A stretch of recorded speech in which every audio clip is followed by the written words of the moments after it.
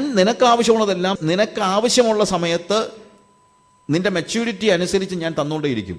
I am an all sufficient God. പക്ഷേ നിന്റെ ഭാഗത്തു നിന്ന് നീ ഉണ്ടാക്കിയെടുക്കേണ്ട first discipline, make sure that you are always walking before me. എപ്പോഴും എന്നെ കണ്ടുകൊണ്ട് വേണം നടക്കാൻ. അത് സഭായോഗത്തിന് വരുമ്പോൾ മാത്രം കണ്ടാൽ പോരാ. ഇവിടെ നിന്ന് ഇറങ്ങി വീട്ടിൽ ചെല്ലുമ്പോഴും, നമ്മളുടെ അടുക്കളയിലും, നമ്മുടെ ബെഡ്റൂമിലും, നമ്മുടെ ഡ്രോയിങ് റൂമിലും, നമ്മുടെ ഓഫീസിലും, നമ്മുടെ സ്കൂളിലും, നമ്മുടെ കോളേജിലും, നമ്മുടെ ബസ്സിൽ കയറുമ്പോഴും ട്രെയിനിൽ കയറുമ്പോഴും ഒക്കെ അടുത്ത് നിൽക്കുന്ന യേശുവിനെ കണ്ടുകൊണ്ട് നടക്കാൻ പഠിക്കണം. That's a big spiritual discipline. അപ്പോഴാണ് നമ്മൾ നിഷ്കളങ്കനായി നടക്കുന്നത്. Be thou perfect. ദൈവത്തിന്റെ മുമ്പിൽ നടന്നാൽ നമ്മൾ പെർഫെക്റ്റ് ആയി പോകും. എന്റെ മുമ്പാകെ നീ എന്ത് ചെയ്യുക? നിഷ്കളങ്കനായി നടക്കുക, പെർഫെക്റ്റ് ആയിട്ട്. B thou perfect. ദൈവത്തിന്റെ കൂടെ നടന്നാൽ നമ്മൾ നാച്ചുറലി അങ്ങനെ ആയി പോകുമല്ലോ. കാര്യം നമ്മൾ തന്നെ ആലോചിച്ചേ, നമ്മുടെ ഓരോ വാക്കുകളും ദൈവം കേൾക്കുന്നു എന്നുള്ള ബോധ്യമുണ്ടെങ്കിൽ, എപ്പോഴും അത് കേൾക്കുന്നുള്ള ബോധ്യമുണ്ടെങ്കിൽ നമ്മൾ സംസാരിക്കുന്നത് വളരെ വ്യത്യസ്തമായിട്ടായിരിക്കും. എൻ്റെ മദർ പ്രായമായി മരിക്കാറായ സമയത്താണ് അവർ വിശ്വാസത്തിൽ വരുന്നത്, ബോൺ അഗൈൻ എക്സ്പീരിയൻസ് ഉണ്ടാകുന്നത്. അതിനുശേഷം കട്ടലിൽ കിടക്കുകയാണ്. 21 ദിവസമേ അങ്ങനെ ഉണ്ടായിരുന്നുള്ളൂ. എനിക്ക് അവർക്ക് എപ്പോഴും ദൈവദർശനമാണ്. കർത്താവ് വന്ന് അടുത്തിരിക്കുന്നതായിട്ടും അവർ കർത്താവ് ദൈവത്തിൻ്റെ സാന്നിധ്യം ശരിക്കും അനുഭവിക്കുകയാണ്. മോളെ, യേശു ഇപ്പോൾ എൻ്റെ അടുത്തിരിപ്പുണ്ട് എന്നൊക്കെ ഇങ്ങനെ പറയും. അപ്പം ഇടയ്ക്കിടയ്ക്ക് ഞങ്ങളുടെ കൊച്ചു പിള്ളേരാ, അപ്പം ഇടയ്ക്കൊരു ദിവസം, മോളെ ഇപ്പോൾ യേശു അവിടെ വന്നിരിപ്പുണ്ട്, ഇങ്ങനെ നോക്കിക്കൊണ്ടാണ് പറയുന്നത്. കർത്താവ് എന്നോട് സംസാരിക്കുന്നു പറഞ്ഞു കഴിഞ്ഞപ്പോഴത്തേക്ക് രണ്ടാമത്തെ മോളെ, മൂത്ത മോളെ ദൂരെ, അവിടെ ദൂരെ കണ്ട് നിൽക്കുക. ഒരു ചേച്ചിയെ ഓടി വന്നേ ഒച്ചത്തിൽ, നീ എന്താ കിടന്ന് അരയ്ക്കുന്നേ? അമ്മച്ചൻ്റെ മുറിയിൽ യേശു വന്നിട്ടുണ്ട്, അമ്മച്ചൻ്റെ മുറിയിലെ യേശു വന്നിട്ടുണ്ട്. അത് അവിടെ നിന്ന് പറഞ്ഞാൽ പോലെ, നീ എന്തിനാ ഇത്ര ഓടിയത്? അവിടെ വെച്ച് അത്ര ഒച്ച പറയാൻ പറ്റുമോ? യേശു ഇരിക്കുകയല്ലയോ? അവിടെ വെച്ച് അത്ര ഒച്ച പറയാൻ പറ്റുമോ? ആരിരിക്കുക? യേശു ഇരിക്കുകയല്ലോ. അപ്പൊ നമുക്ക് അത്ര ഒച്ചത്തിൽ പറയാൻ പറ്റുമോ? ശരിക്കും നമുക്ക് തമാശയായിട്ട് തോന്നിയാലും യേശുവോട് ഇരിക്കുന്നത് പറഞ്ഞു കഴിഞ്ഞാൽ നമ്മുടെ ഒച്ചയൊക്കെ എത്ര താഴുമെന്ന് നമ്മളൊന്ന് ആലോചിച്ച് നോക്കണം. അപ്പോൾ ഒച്ചയൊക്കെ പൊങ്ങുന്നതിൻ്റെ അർത്ഥം എന്താണ്? യേശു വന്നിരിക്കുന്ന കാര്യം നമ്മൾ അറിയുന്നില്ല എന്നുള്ളതാണ്. യേശു വന്നിരിക്കുന്നെങ്കിൽ നമ്മുടെ വാക്കുകൾ പെർഫെക്റ്റ് ആയിരിക്കും. യേശു വന്നിരിക്കുന്നത് നമ്മൾ കാണുകയാണെങ്കിൽ നമ്മുടെ പ്രവൃത്തികളൊക്കെ പെർഫെക്റ്റ് ആയിരിക്കും. കർത്താവ് പറയാണ്, നീ എൻ്റെ മുമ്പാകെ നിഷ്കളങ്കനായി നടക്കുക. അവിടെ എഴുതിയിരിക്കുന്നത് നിഷ്കളങ്കനായിരിക്കുക, എനിക്കും നിനക്കും മധ്യേ ഞാൻ എൻ്റെ നിയമം സ്ഥാപിക്കും. അങ്ങനെയാണെങ്കിൽ എനിക്കും നിനക്കും മധ്യേ ഞാൻ എൻ്റെ നിയമം സ്ഥാപിക്കും, എൻ്റെ കവനന്റ് ഞാൻ നിന്നിൽ നടപ്പാക്കും എന്നാണ് പറയുന്നത്. കവനന്റ് ഞാൻ നടപ്പാക്കും. അത് നടപ്പാക്കണമെങ്കിൽ എന്ത് ചെയ്തേ പറ്റുള്ളൂ? ദൈവത്തിൻ്റെ ആ സാന്നിധ്യം നമ്മൾ അതുപോലെ അനുഭവിച്ചെങ്കിലേ പറ്റുകയുള്ളൂ. അങ്ങനെയാണെങ്കിലേ നിയമം എന്താണ്? ശരിക്കും പറഞ്ഞാൽ നിയമം എന്താണ്? നിയമം എന്ന് പറഞ്ഞു കഴിഞ്ഞാൽ എന്താ? ദൈവത്തെ പ്രതിനിധീകരിക്കാനുള്ള അവകാശമാണ് ആർക്ക് കൊടുത്തിരിക്കുന്നത്? അബ്രഹാമിന് കൊടുത്തിരിക്കുന്നത്.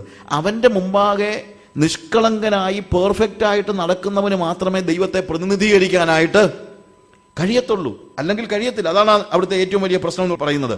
അവിടെ നമ്മൾ കാണുന്നതെന്നാണ്, അബ്രഹാം സാഷ്ടാംഗം വീണു. അവിടെ ഒരു കംപ്ലീറ്റ് സറണ്ടർ ആണ് അവിടെ കാണിക്കുന്നത്. അവൻ പറയാണ്, യെസ് ലോർഡ്, ഞാനത് അക്സെപ്റ്റ് ചെയ്യുന്നു, എനിക്ക് വേറെ ഒരു രീതിയിലുള്ള ലക്ഷ്യങ്ങളോ താല്പര്യങ്ങളോ ഇല്ല. കംപ്ലീറ്റ് സറണ്ടർ ആണ്. സാഷ്ടാംഗം വീണു എന്ന് കാണുന്നത്. Abraham fell on his face. അവൻ കംപ്ലീറ്റ് സറണ്ടർ. 4-ാമത്തെ വാക്യത്തിൽ, എനിക്ക് നിന്നോടൊരു നിയമമുണ്ട്, നീ ബഹുജാതികൾക്ക് പിതാവാകും. അബ്രഹാം എന്നല്ല നിന്നെ വിളിക്കേണ്ടത്. എന്താണ്? നിന്നെ ബഹുജാതികൾക്ക് പിതാവാക്കിയിരിക്കുക, നിന്റെ പേർ ഇനി അബ്രഹാം എന്നാകും. ബഹുജാതികൾക്ക് പിതാവ് എന്നാണ് അബ്രഹാം എന്നുള്ള വാക്യത്തിന്റെ അർത്ഥം തന്നെ. അനേകർക്ക് നീ പിതാവായി തീരും. Father of a great multitude. Father of a great multitude. ബഹുജാതികൾക്ക് നീ പിതാവായി തീരും. പക്ഷേ അതാണ് വാസ്തവത്തിൽ ദൈവത്തിന്റെ നിയമം, അതാണ് വാഗ്ദത്തം. ഇന്നലെ പറഞ്ഞ ഒരു കാര്യമുണ്ട്, ബഹുജാതികൾക്ക് പിതാവായി തീരും എന്ന് പറയുമ്പോൾ ഒത്തിരി പിള്ളേരുണ്ടാവുന്ന അർത്ഥത്തിൽ മാത്രമല്ല പറയുന്നത്, എല്ലാ ജാതികൾക്കും നീ ആരായിത്തീരും? അനുഗ്രഹത്തിന്റെ സോഴ്സ് ആയിത്തീരുമെന്നാണ്. എല്ലാ ജാതികൾക്കും, ബഹുജാതികൾക്ക്.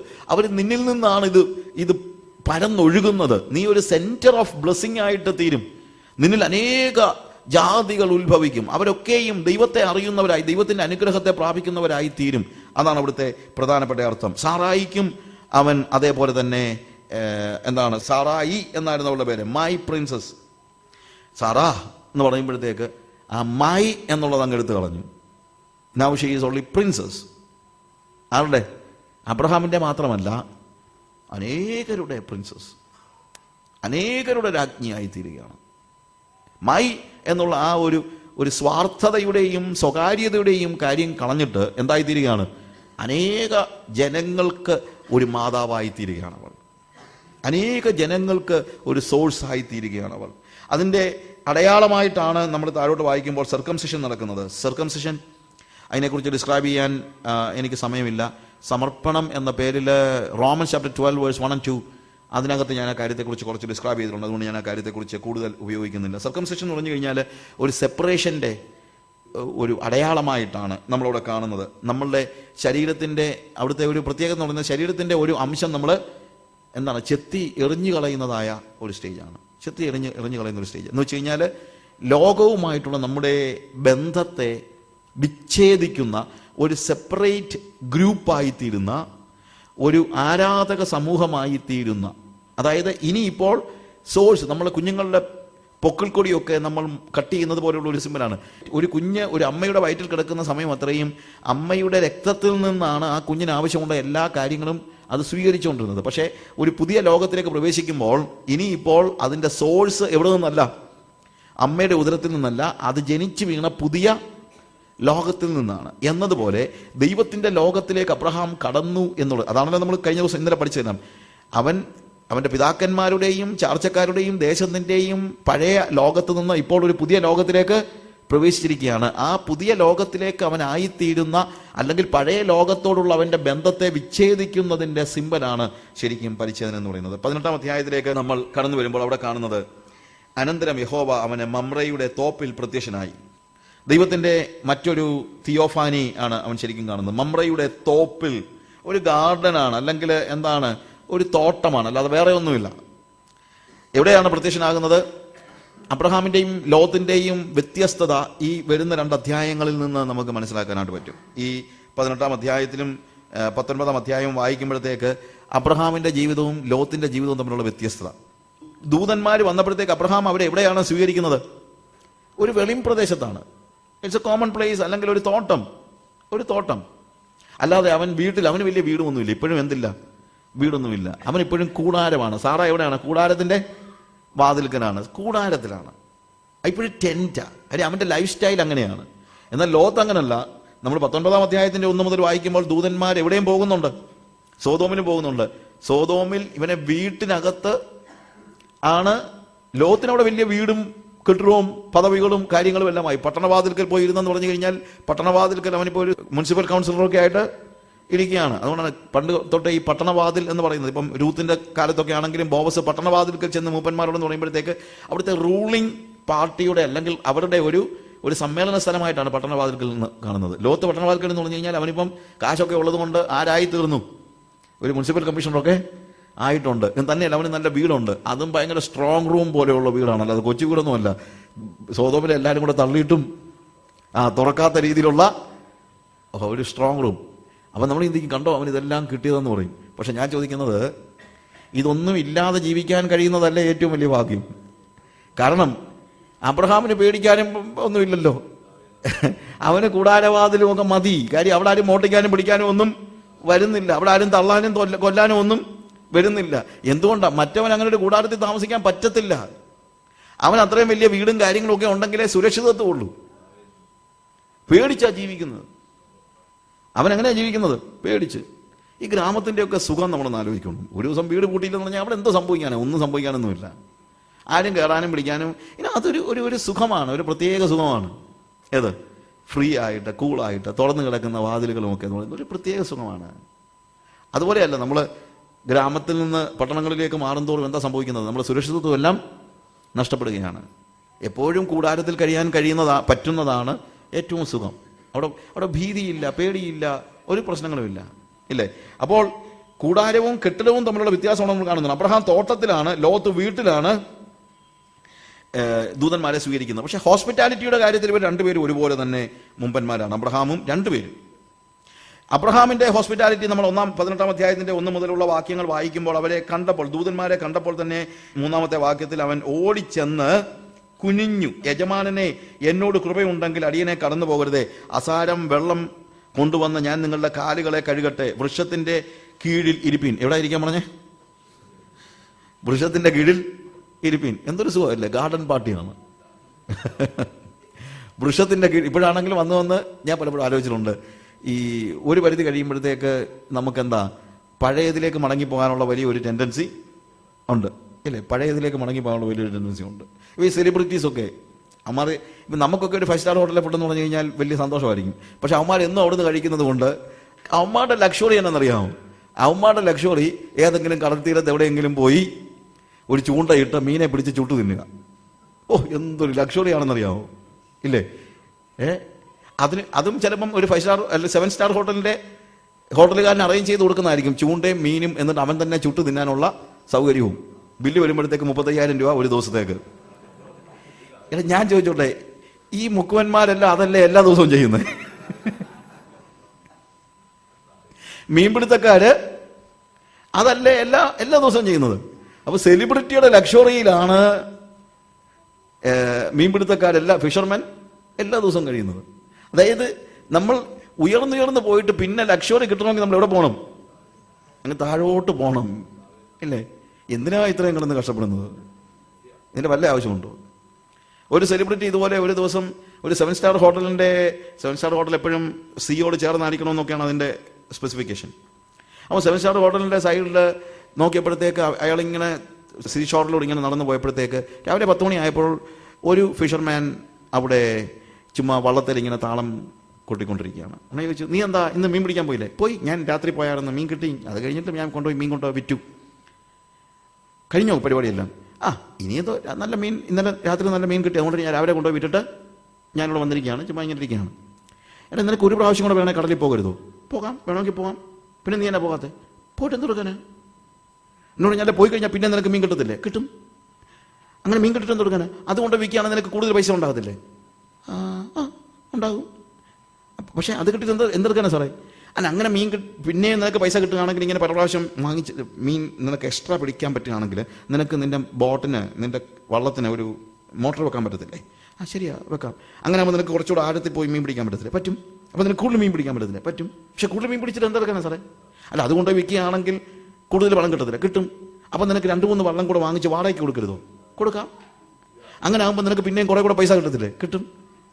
പക്ഷെ എന്തെടുക്കാനാ സാറേ ഇതെല്ലാം? അങ്ങനെ നിനക്ക് കൂടുതൽ പൈസ കിട്ടുകയാണെങ്കിൽ പിന്നെ നിനക്ക് റിലാക്സ് ചെയ്യാമല്ലോ. നിനക്ക് കൂടുതൽ പൈസ കിട്ടുകയാണെങ്കിൽ പിന്നെ നിനക്ക് എന്ത് ചെയ്യാം? റിലാക്സ് ചെയ്യാമല്ലോ. ഉടനെ അവൻ ചോദിക്കുക, ഇപ്പൊ ഞാൻ എന്തോ എടുക്കുകയാണെന്നാ സാറിന്റെ ചിന്ത? പിന്നെ ഇപ്പൊ ഞാൻ എന്തോ എടുക്കുകയാണെന്നാ സാറിന്റെ ചിന്ത? പ്രിയമുള്ളവരെ, ഇത്രയൊക്കെ ഉള്ളൂ ഈ പണത്തിന്റെ കാര്യം എന്നൊക്കെ പറയുന്നത്. അത്രേ ഉള്ളൂ. ഇതെല്ലാം ഉണ്ടാക്കിയാലും മാക്സിമം ഇവന് കിട്ടാൻ പോകുന്ന എന്താണ്? റിലാക്സ്.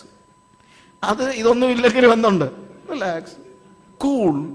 അതുകൊണ്ടല്ലേ തോട്ടത്തിന്റെ വൃക്ഷത്തിന്റെ തണലില് ഇരുന്നാലും വലിയ ലക്ഷറിയസ് ആയിട്ടുള്ള ഗാർഡൻ പാർട്ടിയാണ് അവിടെ നടത്തുന്നത്. എന്നാ ലോകത്തിന് ഈ പരിപാടിയൊന്നും നടക്കത്തില്ല. നമ്മൾ താഴോട്ട് വായിക്കുമ്പോഴത്തേക്ക് അവന്റെ അവിടെ ആ ഹോസ്പിറ്റാലിന്റെ പ്രത്യേകത, അബ്രഹാം അവരോട് പറഞ്ഞിട്ട് അല്പം വിശപ്പടക്കിയിട്ട് നിങ്ങൾക്ക് പോകാം, ഞാൻ ഒരു മുറി, അവിടെ എഴുതിയിരിക്കുന്ന കാര്യം ഇതാണ്, ഞാൻ ഒരു മുറി അപ്പം കൊണ്ടുവരാം, വിശപ്പടക്കിയിട്ട് നിങ്ങൾക്ക് പോകാം, ഇതിനായിട്ടല്ലോ നിങ്ങൾ അടിയന്റെ അടുക്കൽ കയറി വന്നത് എന്ന് പറഞ്ഞു. നീ പറഞ്ഞതുപോലെ ആകട്ടെ എന്ന് പറഞ്ഞു. അബ്രഹാം ബന്ധപ്പെട്ട് കൂടാരത്തിൽ സാറിന്റെ അടുക്കൽ ചെന്ന് നീ ക്ഷണത്തിൽ 3 ഇടങ്ങഴി മാവ് എടുത്ത് കുഴച്ച് അപ്പം ഉണ്ടാക്കുമെന്ന് പറഞ്ഞു. ഒരു മുറി അപ്പം എന്നാണ് അവരോട് പറഞ്ഞത്. പക്ഷെ കൊടുക്കുന്നത് എത്രയാണ്? 3 ഇടങ്ങഴി മാവിന്റെ അപ്പം. അതാണ് വാസ്തവത്തിൽ ഹോസ്പിറ്റാലിറ്റിയുടെ ഒരു പ്രത്യേകത. അവർക്ക് തിന്ന് എത്ര തിന്നാലും തീരാത്തതുപോലെ. നമ്മൾ ഈ മലയാളികൾക്കാണ് ഈ ഹോസ്പിറ്റാലിറ്റി ഒട്ടും ഇല്ലാത്തതെന്ന് എനിക്ക് തോന്നുന്നുണ്ട്. ഒരു അറബി ഒരിക്കൽ ചോദിച്ചൊരു ചോദ്യമുണ്ട്. എടാ, നിന്റെ വീട്ടിൽ വന്നു കഴിഞ്ഞാൽ നീ ചോദിക്കും, വല്ലതും കുടിക്കണോ? അങ്ങനെ ചോദിച്ചിട്ട് എന്തേലും കുടിക്കാം. അത് ചൂടോ തണുത്തതോ? ചായയാണോ തണുത്തതാണോ? തണുത്തതാണെന്ന് പറഞ്ഞു കഴിഞ്ഞാൽ അത് വെള്ളമോ അതോ ജ്യൂസോ വല്ലതും വേണോ? അവൻ ജ്യൂസ് വേണമെന്ന് പറഞ്ഞു കഴിഞ്ഞാൽ ഏത് ജ്യൂസ് വേണമെന്ന് ചോദിച്ചിട്ട് ഏറ്റവും ഒടുവിൽ ഒരു അരത്തോളം ജ്യൂസും കൊണ്ടുവരും. ഞാൻ പറഞ്ഞു, നീ ഞങ്ങളുടെ വീട്ടിൽ വന്ന് നോക്ക്, ഞങ്ങൾ നിന്നോട് ചോദിക്കത്തില്ല നീ കുടിക്കുന്നോ എന്നൊന്നും ചോദിക്കത്തൊന്നുമില്ല. നിനക്ക് കുടിക്കാൻ ചൂടുള്ളതും തണുപ്പുള്ളതും ജ്യൂസും കൊക്കക്കോളായും വെള്ളവും എല്ലാ സാധനവും ഞങ്ങൾ നിന്റെ മുമ്പിൽ കൊണ്ടുവച്ച് തന്നിരിക്കും. അത് കഴിഞ്ഞിട്ട് നിനക്ക് ആവശ്യമുള്ളത് നീ എടുക്കുന്നു, അല്ലാതെ വേണോ കുടിക്കുന്നോ എന്നൊന്നും ഞങ്ങൾ ചോദിക്കത്തില്ല. അതാണ് ഹോസ്പിറ്റാലിറ്റി. ഞാൻ ആഫ്രിക്കയിൽ ചെന്ന് വെച്ചാൽ ഞാൻ ചിന്തിച്ചു, ആഫ്രിക്കക്കാർക്കൊന്നും അവരെ ഒന്ന് പാവങ്ങളല്ലേ, പക്ഷെ അവരുടെ അത്രയും ഹോസ്പിറ്റാലിറ്റി ഞാൻ ലോകത്തിലുള്ളതും കണ്ടിട്ടില്ല. എനിക്ക് പേടിയാണ് അവരെ ആരെങ്കിലും ഇങ്ങോട്ട് കൊണ്ടുവരാൻ. എന്നറിയാമോ, അവർ നമുക്ക് ചെയ്യുന്നത് പോലൊന്നും നമ്മൾ അവർക്ക് ഒരിക്കലും ചെയ്യാൻ പറ്റത്തില്ല. അതുപോലെ ഹോസ്പിറ്റബിളാണ് അവർ, അതുപോലെ വിശ്വസിക്കാൻ പറ്റത്തില്ല. ഒന്നും ഉള്ളവരല്ല, കാര്യമൊക്കെ ശരിയാണ്, പക്ഷെ അവിടെ ഹോസ്പിറ്റാലിറ്റി ഭയങ്കരമാണ്. അവിടെ ഇല്ലായ്മയിൽ നിന്ന് അവരൊരു പക്ഷേ ഇതൊന്നും ഒരിക്കലും ഉപയോഗിക്കുന്നില്ലായിരിക്കാം, പക്ഷെ നമ്മൾ ചെല്ലുമ്പോഴത്തേക്ക് ഒരു അതിഥി വന്നു കഴിഞ്ഞാൽ അവർ ചെയ്യുന്ന കാര്യങ്ങൾക്ക് യാതൊരു രീതിയിൽ ഒരു കണക്കുമില്ലാത്തതുപോലെ. നമ്മളെ ഒരു ദിവസം ട്രീറ്റ് ചെയ്താൽ പിന്നെ അവന് 3 ദിവസം ചിലപ്പോൾ പട്ടിണി കിടക്കേണ്ടി വരും, എന്നാലും അവനത് ചെയ്തിരിക്കും. ഞാൻ പണ്ടൊക്കെ ചിന്തിച്ചത് മലയാളികളാണ് ഹോസ്പിറ്റാലിറ്റി എന്നാണ് ചിന്തിച്ചിരുന്നത് എന്നൊക്കെയാണ് പലരും പറയുന്നത്. നോ, ഈ ഹോസ്പിറ്റാലിറ്റി എന്ന് പറയുന്ന ഒരു ദൈവികമായ ഒരു എന്താ ഒരു പ്രത്യേക വെർച്യുവാണ്, ഇന്ന് നഷ്ടപ്പെട്ടുകൊണ്ടിരിക്കുന്ന ഒരു കാര്യമാണ്. ഞാൻ പലപ്പോഴും ആലോചിച്ചിട്ടുണ്ട്, നമ്മൾ ഒരു ജാട കാണിക്കാൻ ചില കാര്യങ്ങളൊക്കെ ചെയ്യുമെന്നുള്ള അല്ലാതെ വേറെ ഒരു രീതിയിലും നമുക്കിത് ചെയ്യാൻ വലിയ ആഗ്രഹമോ താല്പര്യമോ ഒന്നും ഉണ്ടായിട്ടല്ല. ഒരു കമ്പനിയുടെ GM ഒരിക്കൽ അയാളുടെ എക്സിക്യൂട്ടീവ്സിനെ എല്ലാം കൂടെ വിളിച്ചൊരു മീറ്റിംഗ് നടത്തുമായിരുന്നു. അപ്പോൾ ഒരു ചെറിയൊരു ഗെയിം എന്ന് പറഞ്ഞു കഴിഞ്ഞാൽ ഇത്രയേ ഉള്ളൂ. അയാൾ പറഞ്ഞു, നിങ്ങളെല്ലാവരും മൊബൈൽ ഫോൺ അല്ലേ നിങ്ങളുടെ ഭാര്യമാരെ വിളിക്കണം, എന്നിട്ട് നിങ്ങൾ പറയണം, ഓരോരുത്തരായിട്ട് ഇങ്ങനെ ടേൺ അനുസരിച്ച് നിങ്ങൾ പറയണം, എടി പെട്ടെന്ന് എൻ്റെ 2-3 കൂട്ടുകാരെ കൂടെ ഉണ്ടായിരുന്നു, ഞങ്ങൾ 4 ഞാനും 5 പേരെ ഞങ്ങൾ ഒരുമിച്ചുണ്ട്, ഉച്ചയ്ക്ക് അവർക്ക് ഊണ് കൊടുക്കണം എന്നൊന്ന് പറയണം. എന്നിട്ട് മറുപടി എന്നാന്നുള്ളത് സ്പീക്കർ ഫോണിലിടണമെന്ന്. ഉച്ചയ്ക്ക് 12 മണിയായപ്പോൾ വിളിച്ചു പറയാണ്, ഉച്ചയ്ക്ക് 5 പേര് ഞങ്ങൾ ഉണ്ണാൻ വീട്ടിലോട്ട് വരുന്നുണ്ട് എന്ന് പറഞ്ഞിട്ട് മറുപടി സ്പീക്കർ ഫോണിലിടണം. നിങ്ങളാണെങ്കിൽ എന്തായിരിക്കും കേൾക്കുന്നത് നിങ്ങളൊന്ന് ആലോചിച്ച് നോക്കിക്കൂ. പലപ്പോഴും മറുപടികൾ സ്പീക്കർ ഫോണിലുണ്ടെന്നുള്ള ഒരു നിലയിൽ നിങ്ങളങ്ങ് സംസാരിക്കണം ദയവ് ചെയ്ത്. ഞാൻ കേട്ടത് അതിനകത്ത് ഒരാൾ മാത്രമേ പറഞ്ഞുള്ളൂ, ദാറ്റ്സ് ഓക്കെ, നിങ്ങളുടെ ഫ്രണ്ട്സല്ലേ വരുന്നത്, അപ്പോൾ അറിയാമല്ലോ, തീർച്ചയായിട്ടും നമ്മുടെ കാര്യങ്ങൾ നമുക്കുള്ളത് കൊടുക്കാം എന്ന് പറഞ്ഞു. ബാക്കി എല്ലാവരും പിന്നെ എന്തൊക്കെ പറഞ്ഞെന്നുള്ളത് ഞാനിവിടെ പറയുന്നില്ല. സ്പീക്കർ ഫോണിൽ കൂടെ കേട്ടതൊക്കെ ഞാൻ ഒന്നുകൂടെ ഡിസ്ക്രൈബ് ചെയ്യാനായിട്ട് ആഗ്രഹിക്കുന്നില്ല. ഞാൻ പറയുന്നത്, ഇന്നത്തെ നമ്മുടെ സമൂഹത്തിൽ ഹോസ്പിറ്റാലിറ്റി എന്ന് പറയുന്ന ഒരു പ്രശ്നമേ ഉദിക്കുന്നില്ല. ആർക്കെങ്കിലും എന്തെങ്കിലും കൊടുത്തു കഴിഞ്ഞാൽ തിരിച്ചു തരാൻ കഴിവുള്ള ആളുകൾക്ക് മാത്രം. എന്നാൽ അബ്രഹാം ആർക്കാണ് കൊടുക്കുന്നത്? അപരിചിതരായ ആളുകൾ, ഇന്നുവരെ കണ്ടിട്ടില്ലാത്ത ആളുകൾ. ലോകത്തും അത് തന്നെയാണ് ചെയ്യുന്നത്. അപരിചിതരായ ആളുകളെയാണ് അവൻ വീട്ടിൽ കൊണ്ട് താമസിപ്പിക്കുന്നത്. ഞാൻ എപ്പോഴും പറയാറുള്ള കാര്യമുണ്ട്, വേദപുസ്തകത്തിലെ ദുഷ്ടകഥാപാത്രങ്ങൾ എന്ന് നമ്മൾ പറയുന്ന കഥാപാത്രങ്ങൾ തന്നെ നമ്മളെക്കാളൊക്കെ നല്ലവരാ. ലോകത്തിൻ്റെയൊക്കെ ഹോസ്പിറ്റാലിറ്റി നമ്മളൊന്ന് ആലോചിച്ച് നോക്കണം. അബ്രഹാം പശുക്കൂട്ടത്തിൽ ഓടിച്ചെന്ന് ഇളയതും നല്ലതുമായ ഒരു കാളക്കുട്ടിയെ പിടിച്ച് ബാല്യക്കാരൻ്റെ പക്കൽ കൊടുത്തു. അവൻ അതിനെ ക്ഷണത്തിൽ പാകം ചെയ്തു. പിന്നെ അവൻ വെണ്ണയും പാലും താൻ പാകം ചെയ്ത കാളക്കുട്ടിയും കൊണ്ടുവന്ന് അവരുടെ മുമ്പിൽ വെച്ചു. അവരുടെ അടുക്കൽ വൃക്ഷത്തിൻ്റെ കീഴിൽ ശുശ്രൂഷിച്ചു നിന്നു. അഭ്യാസികളായ 318 പേരുള്ള ഒരു ട്രൈബൽ ലീഡറാണ് അവനെന്ന് ഓർക്കണം. അവൻ്റെ വീട്ടിൽ ഇഷ്ടം പോലെ ജോലിക്കാരുണ്ട്, വീട്ടുകാരുണ്ട്, എല്ലാവരും ഉണ്ട്. പക്ഷേ അതിഥിയെ ശുശ്രൂഷിക്കേണ്ട സമയമായപ്പോൾ അവൻ വേലക്കാരെ വിടുകയല്ല. അവൻ പറയുന്നത്, ഞാൻ നിങ്ങളുടെ കാലുകളെ കഴുകാമെന്നാണ് പറയുന്നത്. പലയിടത്തുനിന്നും വല്ലതും കഴിക്കാനാണെങ്കിൽ അവർക്ക് ഹോട്ടലിൽ നിന്ന് കഴിക്കാമായിരുന്നു അല്ലേ? ഹോട്ടലിൽ നിന്ന് കഴിക്കാനകത്ത് പ്രശ്നം ഉണ്ടായിട്ടല്ല ഞാൻ പറഞ്ഞത്. പക്ഷേ ആ ഹോസ്പിറ്റാലിറ്റിയുടെ പ്രത്യേകത, ആ ആറ്റിറ്റ്യൂഡ്. അബ്രഹാം അവരുടെ അടുക്കൽ, അവരുടെ മുമ്പിൽ വെച്ചു അവരുടെ അടുക്കൽ വൃക്ഷത്തിന് കീഴിൽ ശുശ്രൂഷിച്ചുകൊണ്ട് നിന്നെന്ന്. അവനും കൂടെ ഇരുന്ന് കഴിക്കുകയല്ല, ശുശ്രൂഷിച്ചുകൊണ്ട് നിന്നു. അവർ ഭക്ഷണം കഴിച്ചു. അവർ അവനോട്, നിന്റെ ഭാര്യ സാറ എവിടെയെന്ന് ചോദിച്ചതിന് കൂടാരത്തിലുണ്ടെന്ന് അവൻ പറഞ്ഞു. 1 ആണ്ട് കഴിഞ്ഞിട്ട് ഞാൻ നിന്റെ അടുക്കൽ മടങ്ങി വരും, അപ്പോൾ നിന്റെ ഭാര്യ സാറയ്ക്ക് ഒരു മകൻ ഉണ്ടാകുമെന്ന് പറഞ്ഞു. ഇത് സാറ കേട്ടു. സാറ ഉള്ളുകൊണ്ട് ചിരിച്ചു, നമുക്കറിയാമല്ലോ. എന്നാൽ സാറയുടെ ചിരി യഹോവ കേൾക്കുന്നു. ചോദിക്കുകയാണ്, യഹോവയാൽ കഴിയാത്ത കാര്യം ഉണ്ടോ? ഞാൻ ആ ഭാഗം നമ്മൾ പലപ്പോഴും അങ്ങനെയുള്ള കാര്യങ്ങളൊക്കെ നമ്മൾ ഡിസ്ക്രൈബ് ചെയ്യുന്നതുകൊണ്ട് ഞാനത് കാര്യങ്ങൾ വിട്ടുകളയാണ്. യഹോവയാൽ കഴിയാത്ത കാര്യമുണ്ടോ? നീ എന്തിനാ ചിരിക്കുന്നത്? യഹോവയാൽ കഴിയാത്തൊരു കാര്യവുമില്ല, ദൈവത്താൽ കഴിയാത്തൊരു കാര്യവും ഇല്ല. അതൊരു ഫാക്റ്റാണ്. ദൈവം എപ്പോൾ ചെയ്യുമെന്നുള്ളത് നമുക്കറിയത്തില്ല. ദൈവത്തിന് ചെയ്യാൻ കഴിയും. അത് ചെയ്യണോ വേണ്ട എന്നുള്ളത് ആര് തീരുമാനിക്കും? ദൈവം തീരുമാനിക്കും. It's up to him. ഞാൻ ഇന്നലെ പറഞ്ഞൊരു കാര്യമുണ്ട്, ദൈവത്തിൻ്റെ എബിലിറ്റിയിലുള്ള വിശ്വാസമല്ല യഥാർത്ഥ വിശ്വാസം, ദൈവത്തിൻ്റെ സോവറിറ്റിയിലുള്ള വിശ്വാസമാണ് യഥാർത്ഥ വിശ്വാസം. അവൻ എനിക്ക് മകനെ തരാൻ കഴിയുമോ? കഴിയും. എനിക്ക് തരണോ വേണ്ട എന്നുള്ളത് അവൻ തീരുമാനിക്കും. എന്നെ മരണത്തിൽ നിന്ന് വിടുവിക്കുവാൻ അവന് കഴിയുമോ? കഴിയും. പക്ഷേ എന്നെ മരണത്തിൽ നിന്ന് വിടുവിക്കണമോ വേണ്ട എന്നുള്ളത് അവൻ തീരുമാനിക്കും. സോവറിറ്റി അവൻ്റെ കയ്യിലാണ്. അതാണ് ശരിയായിട്ടുള്ള വിശ്വാസം എന്ന് പറയുന്നത്. ആ ഫെയ്ത്താണ് ഇന്ന് നമുക്ക് അത്യാവശ്യമായിരിക്കുന്നത്. അടുത്ത വർഷം ഇതേ സമയത്ത് നിനക്ക് കുഞ്ഞുണ്ടാകും എന്നുള്ളതിനെ കുറിച്ച് പറയുന്നു. ഇനി നമ്മൾ അതിൻ്റെ 16 മുതലുള്ള വാക്യങ്ങൾ വായിക്കുമ്പോൾ അബ്രഹാമിൻ്റെ ഇൻ്റർസെഷനാണ് നമ്മൾ കാണുന്നത്. ഇൻ്റർസെഷനെ കുറിച്ച് വളരെ കൃത്യമായിട്ട് നമ്മൾ പഠിക്കണം. പല മെസ്സേജസിൽ ഞാൻ ഇതിനെക്കുറിച്ച് ഡിസ്ക്രൈബ് ചെയ്തിട്ടുണ്ട്, ഈ പറഞ്ഞതുപോലെ തന്നെ. എന്നാൽ അവിടെ ഒന്ന് രണ്ട് കാര്യങ്ങൾ അബ്രഹാമുമായിട്ട് ബന്ധപ്പെടുത്തി നമ്മൾ ആലോചിക്കുമ്പോൾ 16-ാമത്തെ വാക്യത്തിൽ അവൻ യാത്രയാകാൻ പോവുകയാണ്. ആ പുരുഷന്മാർ അവിടെ നിന്ന് പുറപ്പെട്ട് സോദോം വഴിക്ക് തിരിഞ്ഞു. അബ്രഹാം അവരെ യാത്ര അയപ്പാൻ അവരോട് കൂടെ പോയി. നാച്ചുറലി നമ്മളാണെങ്കിലും യാത്ര അയക്കാനായിട്ട് പോകും. അപ്പോൾ യഹോവ അരുളി ചെയ്തത്, ഞാൻ ചെയ്യുവാനിരിക്കുന്ന അബ്രഹാമിനോട് മറച്ചു വെക്കുമോ? അബ്രഹാം വലിയതും ബലമുള്ള ഒരു ജാതിയായി തീരുകയും അവനിൽ ഭൂമിയിലെ സകല ജാതികളൊക്കെയും അനുഗ്രഹിക്കപ്പെടുകയും ചെയ്യുമല്ലോ. യഹോവ അബ്രഹാമിനെ കുറിച്ച് അരുളി ചെയ്തത് അത് നിവർത്തിച്ചു കൊടുപ്പാൻ തക്കവണ്ണം അബ്രഹാം തന്റെ മക്കളോടും തനിക്ക് പിമ്പുള്ള കുടുംബത്തോടും നീതി ന്യായം പ്രവർത്തിച്ചുകൊണ്ട് യഹോവയുടെ വഴിയിൽ നടപ്പാൻ കൽപ്പിക്കേണ്ടതിന് ഞാൻ അവനെ തെരഞ്ഞെടുത്തിരിക്കുന്നു. എന്തുകൊണ്ടാണ് കർത്താവ് പറയുന്നത് ഞാൻ ചെയ്യാൻ പോകുന്ന കാര്യം അവനോട് മറച്ചു വയ്ക്കുമോ എന്ന് ചോദിക്കാൻ കാര്യം എന്താ? ഞാൻ അവനെ തെരഞ്ഞെടുത്തിരിക്കുന്നു. ഒരു കവനന്റ് റിലേഷൻഷിപ്പ് എനിക്ക് അവനുമായിട്ട് ഉണ്ട്. I have known him by covenant. ഞാൻ അവനെ തെരഞ്ഞെടുത്തിരിക്കുന്നു.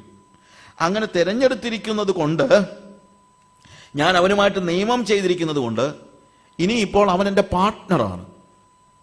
നമ്മൾ മനസ്സിലാക്കണം, നമ്മൾ ദൈവത്തിൻ്റെ പാർട്ട്നേഴ്സാണ്. അതുകൊണ്ടാണ് ദൈവം ചെയ്യുന്ന കാര്യങ്ങൾ അവൻ നമ്മളെ അറിയിക്കുന്നത്. അല്ലെ, അറിയിക്കേണ്ട കാര്യമൊന്നുമില്ല. സോദോമിനെ നശിപ്പിക്കുന്ന കാര്യം ഇപ്പോൾ അവനെ അറിയിക്കേണ്ട കാര്യമല്ലോ ഉണ്ടോ? ഇല്ല. ഭൂമിയിലെ ഓരോ കാര്യങ്ങളെക്കുറിച്ചും മറ്റുള്ള കാര്യങ്ങൾ ദൈവം നമ്മളെ ദൈവം കണക്കാക്കുന്നത് വെറും ഒരു വേലക്കാരെന്നുള്ള നിലയിൽ മാത്രമൊന്നുമല്ല. ഓഫ് കോഴ്സ് അവൻ യജമാനനും നമ്മൾ അവൻ്റെ അടിമകളുമാണ്, ഒക്കെ ശരിയാണ്. പക്ഷേ അതിനും അപ്പുറത്ത് നമ്മൾ അവൻ്റെ പാർട്ട്നേഴ്സാണ്. അവൻ്റെ മാസ്റ്റർ പ്ലാൻ അവൻ നമ്മളെ മനസ്സിലാക്കുന്നു, നമുക്ക് പറഞ്ഞു തരുന്നു. യോഹന്നാന്റെ സുവിശേഷം 15-ാം അധ്യായത്തിൽ കർത്താവ് പറയുന്നു, ഇനി ഞാൻ നിങ്ങളെ ദാസന്മാരെന്നല്ല, ഞാൻ നിങ്ങളെ സ്നേഹിതന്മാർ എന്നത്രേ വിളിക്കുന്നത്. യജമാനൻ ചെയ്യുന്നത് എന്തെന്ന് ദാസന്മാർ അറിയുന്നില്ല. പക്ഷേ ഞാൻ പിതാവിൻ്റെ മാസ്റ്റർ പ്ലാൻ നിങ്ങൾക്ക് വെളിപ്പെടുത്തി തന്നിരിക്കുന്നതുകൊണ്ട് നിങ്ങൾ എന്താണ്? എൻ്റെ സ്നേഹിതന്മാരാണ്. എൻ്റെ ഹൃദയം ഇപ്പം നിങ്ങൾക്ക് അറിയാം. എപ്പോഴാണ് നമ്മൾ പാർട്ട്നേഴ്സ് ആകുന്നതെന്ന് ചോദിച്ചു കഴിഞ്ഞാൽ, നമുക്ക് ദൈവം ഉപകാരം ചെയ്യുമ്പോഴല്ല. നമ്മുടെ ചിന്ത അതാണ്, നമ്മൾ കർത്താവിൻ്റെ പാർട്ണർ ആകുന്നത് കർത്താവ് നമ്മളെ കുഞ്ഞിനെ രോഗത്തിൽ നിന്ന് വിടുവിക്കുകയും ഒക്കെ ചെയ്യുമ്പോഴാണെന്നാണ്.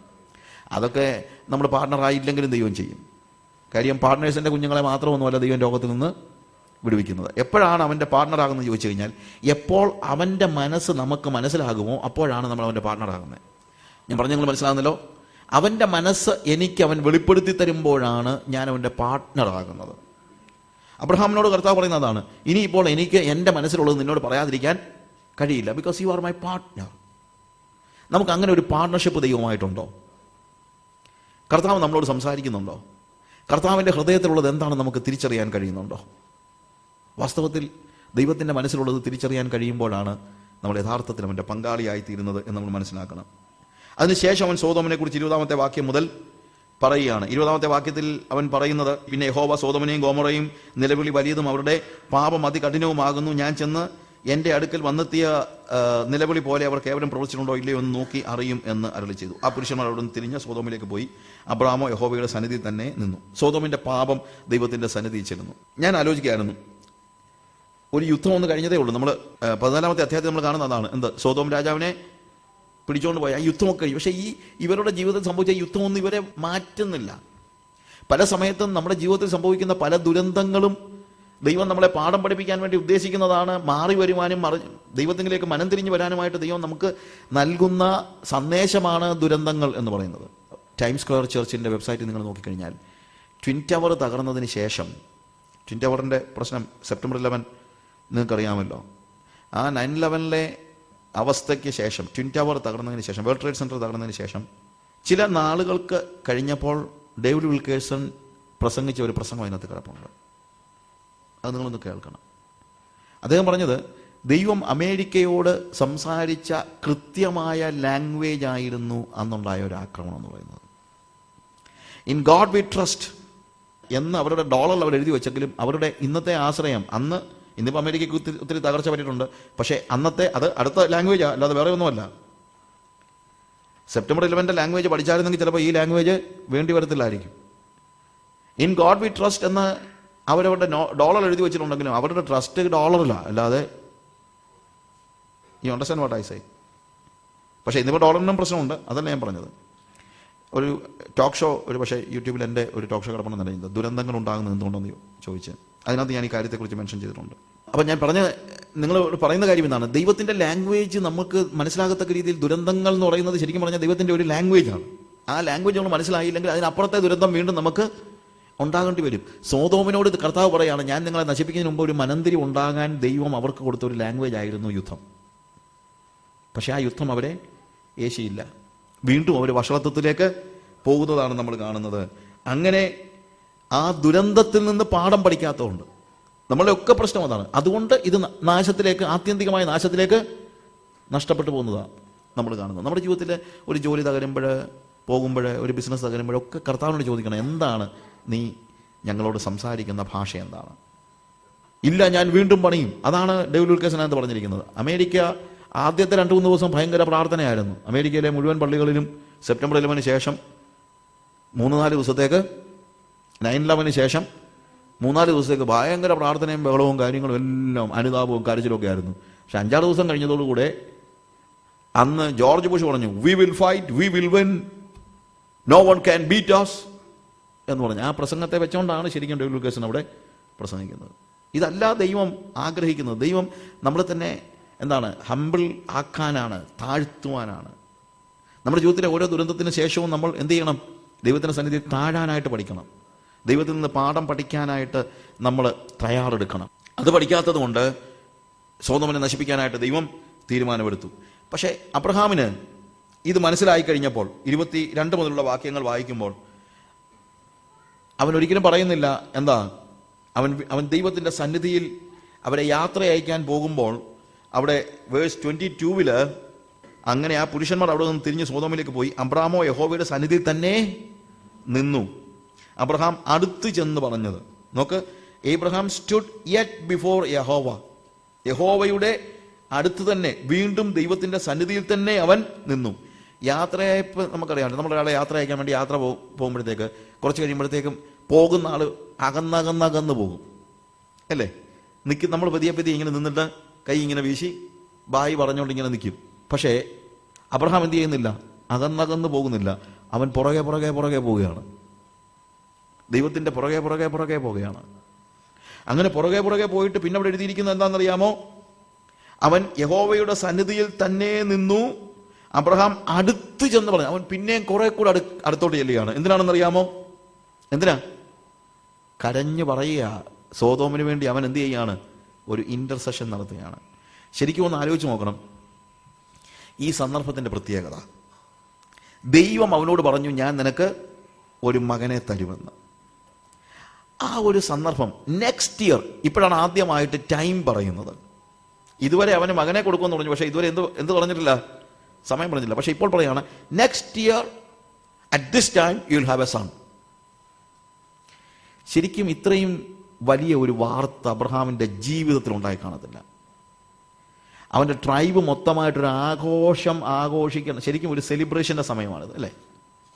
നമ്മുടെയൊക്കെ ജീവിതത്തിലാണെങ്കിൽ ഇതുപോലെ ഉറപ്പോടുകൂടെ ദൈവം നമുക്കൊരു വാഗ്ദത്തം തന്നു കഴിഞ്ഞാൽ എന്തൊരു ബഹളമായിരിക്കും ആ വീട്ടിൽ. നാച്ചുറലി ഇതേ ബഹളം എവിടെയും ഉണ്ടാകേണ്ടതാണ്. അബ്രഹാമിന്റെ വീട്ടിൽ ഉണ്ടാകേണ്ടതാണ്. മകൻ ഉണ്ടാകാൻ പോകുന്നു, ഒരു സെലിബ്രേഷന്റെ സമയമാണ്. എന്നാൽ അബ്രഹാം സെലിബ്രേറ്റ് ചെയ്തില്ല. കാരണം അവന്റെ മനസ്സിൽ അവൻ 99 സംവത്സരം കാത്തിരുന്ന മകന്റെ ജനനത്തെക്കാൾ വലുതായി അപ്പോഴുണ്ടായിരുന്നത് നശിച്ചു പോകുന്ന സോദോമിലെ പാപികളെ കുറിച്ചുള്ള ചിന്തയാണ്. അതൊക്കെയാണ് അബ്രഹാമിൽ നിന്ന് നമ്മൾ പഠിക്കേണ്ട പാഠങ്ങൾ. അബ്രഹാമിന്റെ വിശ്വാസ യാത്രയിൽ അവനോട് കൂടെ യാത്ര ചെയ്യുകയാണെങ്കിൽ നമ്മൾ ഈ യാത്രയിൽ അവന്റെ പങ്കാളിയാണോ എന്ന് നമ്മളൊന്ന് ആലോചിക്കണം. A cry for the perishing soul. നഷ്ടപ്പെട്ടു പോകുന്ന ആത്മാക്കൾക്ക് വേണ്ടിയുള്ള വലിയൊരു കരച്ചിൽ, ഒരു പിടച്ചിൽ അവന്റെ ഹൃദയത്തിൽ, അവന്റെ മനസ്സിൽ. നശിച്ചു പോകുന്ന സോദോമിനെ കുറിച്ച്, അവന്റെ സ്വകാര്യ സന്തോഷങ്ങൾക്കപ്പുറത്ത് നഷ്ടപ്പെട്ടു പോകുന്ന ആത്മാക്കളെ കുറിച്ചുള്ള വലിയൊരു കരച്ചിൽ. ഇങ്ങനൊരു കരച്ചിൽ നമ്മുടെ ജീവിതത്തിലുണ്ടോ? നമ്മൾ കർത്താവ് നമുക്ക് ചെയ്യുന്ന ഉപകാരങ്ങൾക്ക് സ്തോത്ര പ്രാർത്ഥന നടത്താൻ നമ്മൾ ചിലപ്പം മറക്കാറില്ല, മാക്സിമം. അതും ചിലപ്പം മറന്നു പോകുമായിരിക്കും. പക്ഷേ നമ്മുടെ മാക്സിമം കാര്യം എന്താണ്? കർത്താവ് എൻ്റെ ജീവിതത്തിൽ, ഞാൻ പ്രതീക്ഷിക്കാത്ത സാഹചര്യത്തിൽ, എല്ലാ പ്രതീക്ഷയും നഷ്ടപ്പെട്ടതാ, പക്ഷെ കർത്താവ് ഇപ്പോൾ പറഞ്ഞു അടുത്ത വർഷം ഞങ്ങൾക്കൊരു കുഞ്ഞിനെ കിട്ടുമെന്ന്. കമോൺ എവരിബഡി സെലിബ്രേറ്റ്, പാട്ട് പാടാം, ആരാധിക്കാം, ഭയങ്കര ബഹളം. പക്ഷേ ഇവനിതെല്ലാം മറന്നുപോയി. ഇത് ചെയ്യുന്നതിനകത്ത് തെറ്റൊന്നുമില്ല, ആണോ? ദൈവം അങ്ങനെ ഒരു വാഗ്ദത്തം കൊടുത്തപ്പോഴത്തേക്ക് ആഘോഷിക്കുന്നതിനകത്ത് തെറ്റുവല്ലോ ഉണ്ടോ? ഇല്ല. പക്ഷെ ആഘോഷം മറക്കുന്നത് പോലെ അവന്റെ ഹൃദയത്തിന്റെ ഉള്ളിൽ നശിച്ചു പോകുന്ന ഒരു പട്ടണത്തെക്കുറിച്ചുള്ള വേദന നിൽക്കുകയാണ്.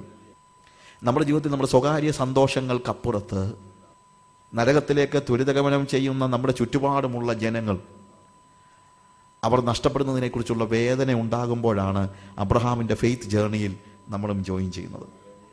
ഹല്ലേലൂയ.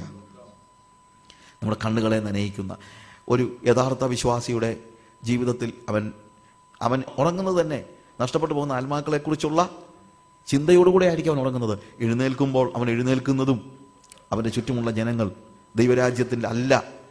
ഞാൻ ഇന്നലെ പറഞ്ഞൊരു കാര്യമുണ്ട്, ദൈവരാജ്യം ഒരു യാഥാർത്ഥ്യമാകുന്നത് വരെയും സ്വസ്ഥതയില്ലാത്തവനാണ് ആത്മീയൻ. സ്വകാര്യ സുഖങ്ങൾക്കകത്ത് സന്തോഷം കണ്ടെത്തുന്നവനല്ല. ദൈവരാജ്യം ഒരു യാഥാർത്ഥ്യമാകുന്നത് വരെയും സ്വസ്ഥത അനുഭവിക്കാൻ കഴിയാത്തവനാണ് യഥാർത്ഥത്തിൽ ആത്മീകൻ എന്ന് നിങ്ങൾ മനസ്സിലാക്കണം. ഞാൻ ഒരു സ്റ്റോറി ഇങ്ങനെ കേട്ടിട്ടുണ്ട്. ഒരു മിഷണറി, അയാളുടെ കണ്ണിൻ്റെ ഒരു സർജറി പണ്ട് കാലത്ത് നടന്നതാണ്. ആ കണ്ണിൻ്റെ സർജറി നടന്നപ്പോൾ ഡോക്ടർ പറഞ്ഞു കണ്ണ് നനയാൻ പാടില്ല, ഫോർ നെക്സ്റ്റ് 3 days കണ്ണ് നനയാൻ പാടില്ല. അതുകൊണ്ട് മോള് ആ മിഷണറിയുടെ അടുത്ത് തന്നെ നിൽക്കുകയാണ്. ഒരു ദിവസം മൂന്നാമത്തെ ദിവസം അവൾ ഉറങ്ങാതെ നോക്കിയിരിക്കുകയാണ്. അപ്പന് യാതൊരു രീതിയിലുള്ള ഒരു പ്രശ്നം ഉണ്ടാകാതെ. പക്ഷേ അവൾ മൂന്നാമത്തെ ദിവസം പുറത്തുനിന്ന് പോയി തിരിച്ചു വന്നപ്പോൾ ഈ മനുഷ്യൻ കരയുന്നതാണ്. അവളങ്ങ് പൊട്ടിക്കരഞ്ഞിട്ട് പറഞ്ഞു, ഡാഡി എന്താ കാണിച്ചത്? ഞാൻ ഇത്രയും നേരം കൂടെ നിൽക്കുകയായിരുന്നല്ലോ, ഞാൻ പുറത്തോട്ട് പോയപ്പോഴത്തേക്ക് ഇത് കാണാൻ എന്തായി കാണിച്ചത്? കണ്ണിൻ്റെ കാഴ്ചയ്ക്ക് അത് അഫക്റ്റ് ചെയ്യുമല്ലോ. അദ്ദേഹം പറഞ്ഞത്, മോളെ നിനക്കറിയാമല്ലോ ഞാൻ ഇന്ന സ്ഥലത്ത് മിഷണറിയാണെന്ന് അറിയാമല്ലോ. അവിടെ നഷ്ടപ്പെട്ടു പോകുന്ന ആത്മാക്കളെ കുറിച്ച് ഓർത്തപ്പോൾ എൻ്റെ സ്വകാര്യ സുഖങ്ങളൊന്നുമല്ല എനിക്ക് വിഷയം. ഞാൻ കരഞ്ഞു പോയി. ഞാൻ കരയാൻ ഉദ്ദേശിച്ചൊന്നുമല്ല. പക്ഷെ അവരെക്കുറിച്ചുള്ള ചിന്ത എൻ്റെ ഹൃദയത്തിൽ വന്നപ്പോൾ ഞാൻ അറിയാതെ കരഞ്ഞു പോയി. എൻ്റെ കണ്ണ് നനഞ്ഞു പോയി. നമ്മുടെ ജീവിതത്തിൽ നഷ്ടപ്പെട്ടു പോകുന്ന ആത്മാക്കളെക്കുറിച്ചുള്ള വലിയൊരു ഭാരമുണ്ടോ? ദൈവത്തിൻ്റെ ഭാരം നമ്മൾ ഏറ്റെടുക്കുന്നുണ്ടോ? അബ്രഹാം അടുത്ത് ചെന്നു. He drew near to God. Intercession എന്ന് പറയുന്നത് ഇന്റിമസിയിൽ നിന്നേ ഉണ്ടാകത്തുള്ളൂ. നമുക്ക് പലപ്പോഴും പഠിച്ചിട്ടില്ലാത്തൊരു പാഠമാണ്. ഇന്റർസെഷൻ നടത്തണമെങ്കിൽ കുറെ കൂടെ അടുത്ത് ചെല്ലണം. നമ്മൾ ദൈവത്തോട് കുറെ കൂടെ അടുത്ത് ചെല്ലുന്നത് നമുക്ക് എന്തെങ്കിലും സ്വകാര്യ സാധനങ്ങൾ വേണ്ടപ്പോഴൊക്കെയാണ്. നമുക്ക് എന്തെങ്കിലും അത്യാവശ്യമൊന്നുമല്ല, നമ്മുടെ എന്തെങ്കിലും സുഖങ്ങൾക്ക് വേണ്ടിയുള്ള ഒരു സാധനം കിട്ടാനാണ് പലപ്പോഴും കർത്താവിൻ്റെ അടുത്ത് നമ്മൾ കൂടുതൽ അടുത്ത് ചെല്ലുന്നത്. പക്ഷേ അബ്രഹാം ഇന്റിമസി കാണിക്കുന്നത്, Abraham drew near to God. എന്തിനാണ്? അവൻ്റെ സ്വകാര്യ ആവശ്യങ്ങൾക്ക് വേണ്ടിയല്ല, പ്രത്യുത നഷ്ടപ്പെട്ടു പോകുന്ന സോദോമിനെ ഓർത്ത് കരയുവാൻ വേണ്ടി. ഇന്റിമസിയിൽ നിന്ന് മാത്രമേ എന്തുണ്ടാകത്തുള്ളൂ? ഇന്റർസെഷൻ. വെറുതെ വെയ്ഗായിട്ട് കുറച്ച് വാക്കുകൾ പറയുന്നതിനകത്തൊന്നും വലിയ അർത്ഥമൊന്നുമില്ല. നമ്മുടെയൊക്കെ ചിന്ത പ്രാർത്ഥന എന്ന് പറയുന്നത് ഒരു മാജിക്കോ അല്ലെങ്കിൽ മന്ത്രം പോലെയാണെന്നൊക്കെയാണ്. ഉപവാസ പ്രാർത്ഥനയ്ക്കോ അല്ലെങ്കിൽ സഭായോഗത്തിന് സങ്കീർത്തനം വായിച്ചു കഴിയുമ്പോഴത്തേക്ക് ഉപവാസ പ്രാർത്ഥനയ്ക്ക് ഒരു 3 മിനിറ്റ് ഉണ്ട്. അപ്പോഴത്തേക്ക് പാസ്റ്റർ പറയും, അനേക സ്ഥലങ്ങളിലായി സുവിശേഷ വേലയിൽ ഏർപ്പെട്ടിരിക്കുന്ന എല്ലാ സുവിശേഷകർക്ക് വേണ്ടി നമുക്ക് പ്രാർത്ഥിക്കാം. വടക്കേ ഇന്ത്യയിലെ സുവിശേഷ വേലക്കാർക്ക് വേണ്ടി പ്രാർത്ഥിക്കാം. ആഫ്രിക്കയിൽ, ചൈനയിൽ ഒക്കെയും കഷ്ടമനുഭവിക്കുന്ന സുവിശേഷകർക്ക് വേണ്ടി പ്രാർത്ഥിക്കുക. ഇതെല്ലാം ഓർത്ത് ഇന്ന അച്ചായം പ്രാർത്ഥിക്കുന്നു പറയുമ്പോൾ അച്ചായം പെട്ടെന്ന് ഓർക്കുന്നത്, കർത്താവെ പാസ്റ്റർ പറഞ്ഞ എല്ലാ വിഷയങ്ങൾക്കായും ഞങ്ങൾ പ്രാർത്ഥിക്കുന്നു. ഇനി അങ്ങനെ വേറെ എന്തൊക്കെ ആലോചിച്ചുകൊണ്ടിരിക്കുകയായിരുന്നു. ഇതാണ് മധ്യസ്ഥ പ്രാർത്ഥന. അങ്ങനെ അങ്ങോട്ട് പ്രാർത്ഥിച്ച ഉടനെ ചൈനയിൽ അങ്ങ് സഭകൾ ഉടലെടുക്കത്തക്ക രീതിയിൽ നിങ്ങൾ എന്ത് വിഡിത്തമായി പറയുന്നത്? അങ്ങനെയൊക്കെ ദൈവത്തെ കളിപ്പിക്കാൻ നിങ്ങൾ ആരെങ്കിലും ചിന്തിക്കുന്നുണ്ടോ? പ്രാർത്ഥന എന്ന് പറയുന്ന ഒരു ഔട്ട് ക്രൈ ആണ്, ഹാർട്ട്സ് ഔട്ട് ക്രൈ. ഹൃദയത്തിന്റെ ഉള്ളിൽ നിന്നുള്ള വേദനയിൽ നിന്ന് മാത്രമേ പ്രാർത്ഥന ഉണ്ടാകത്തുള്ളൂ. അതുകൊണ്ട് തന്നെയാണ് എനിക്ക് ഈ പ്രയർ ടവറുകാരോടൊക്കെ വലിയ പ്രയാസം. ഈ പ്രയർ ടവർ, ഞാനൊരാൾ ചോദിച്ചപ്പോഴത്തേക്ക് പറഞ്ഞു 24 hours പ്രാർത്ഥന നടത്തുക. ഞാൻ ആരാ പ്രാർത്ഥിക്കുന്നത്? സഹോദരിമാര്. ഞാൻ പറഞ്ഞു ഏത് സഹോദരിമാര്? അല്ല, സഹോദരിമാരെ നമ്മൾ അവിടെ ആക്കിയിട്ടുണ്ട്. അവർ വിഡോസാ, അവർക്ക് വേറെ പണിയൊന്നും ഇല്ല.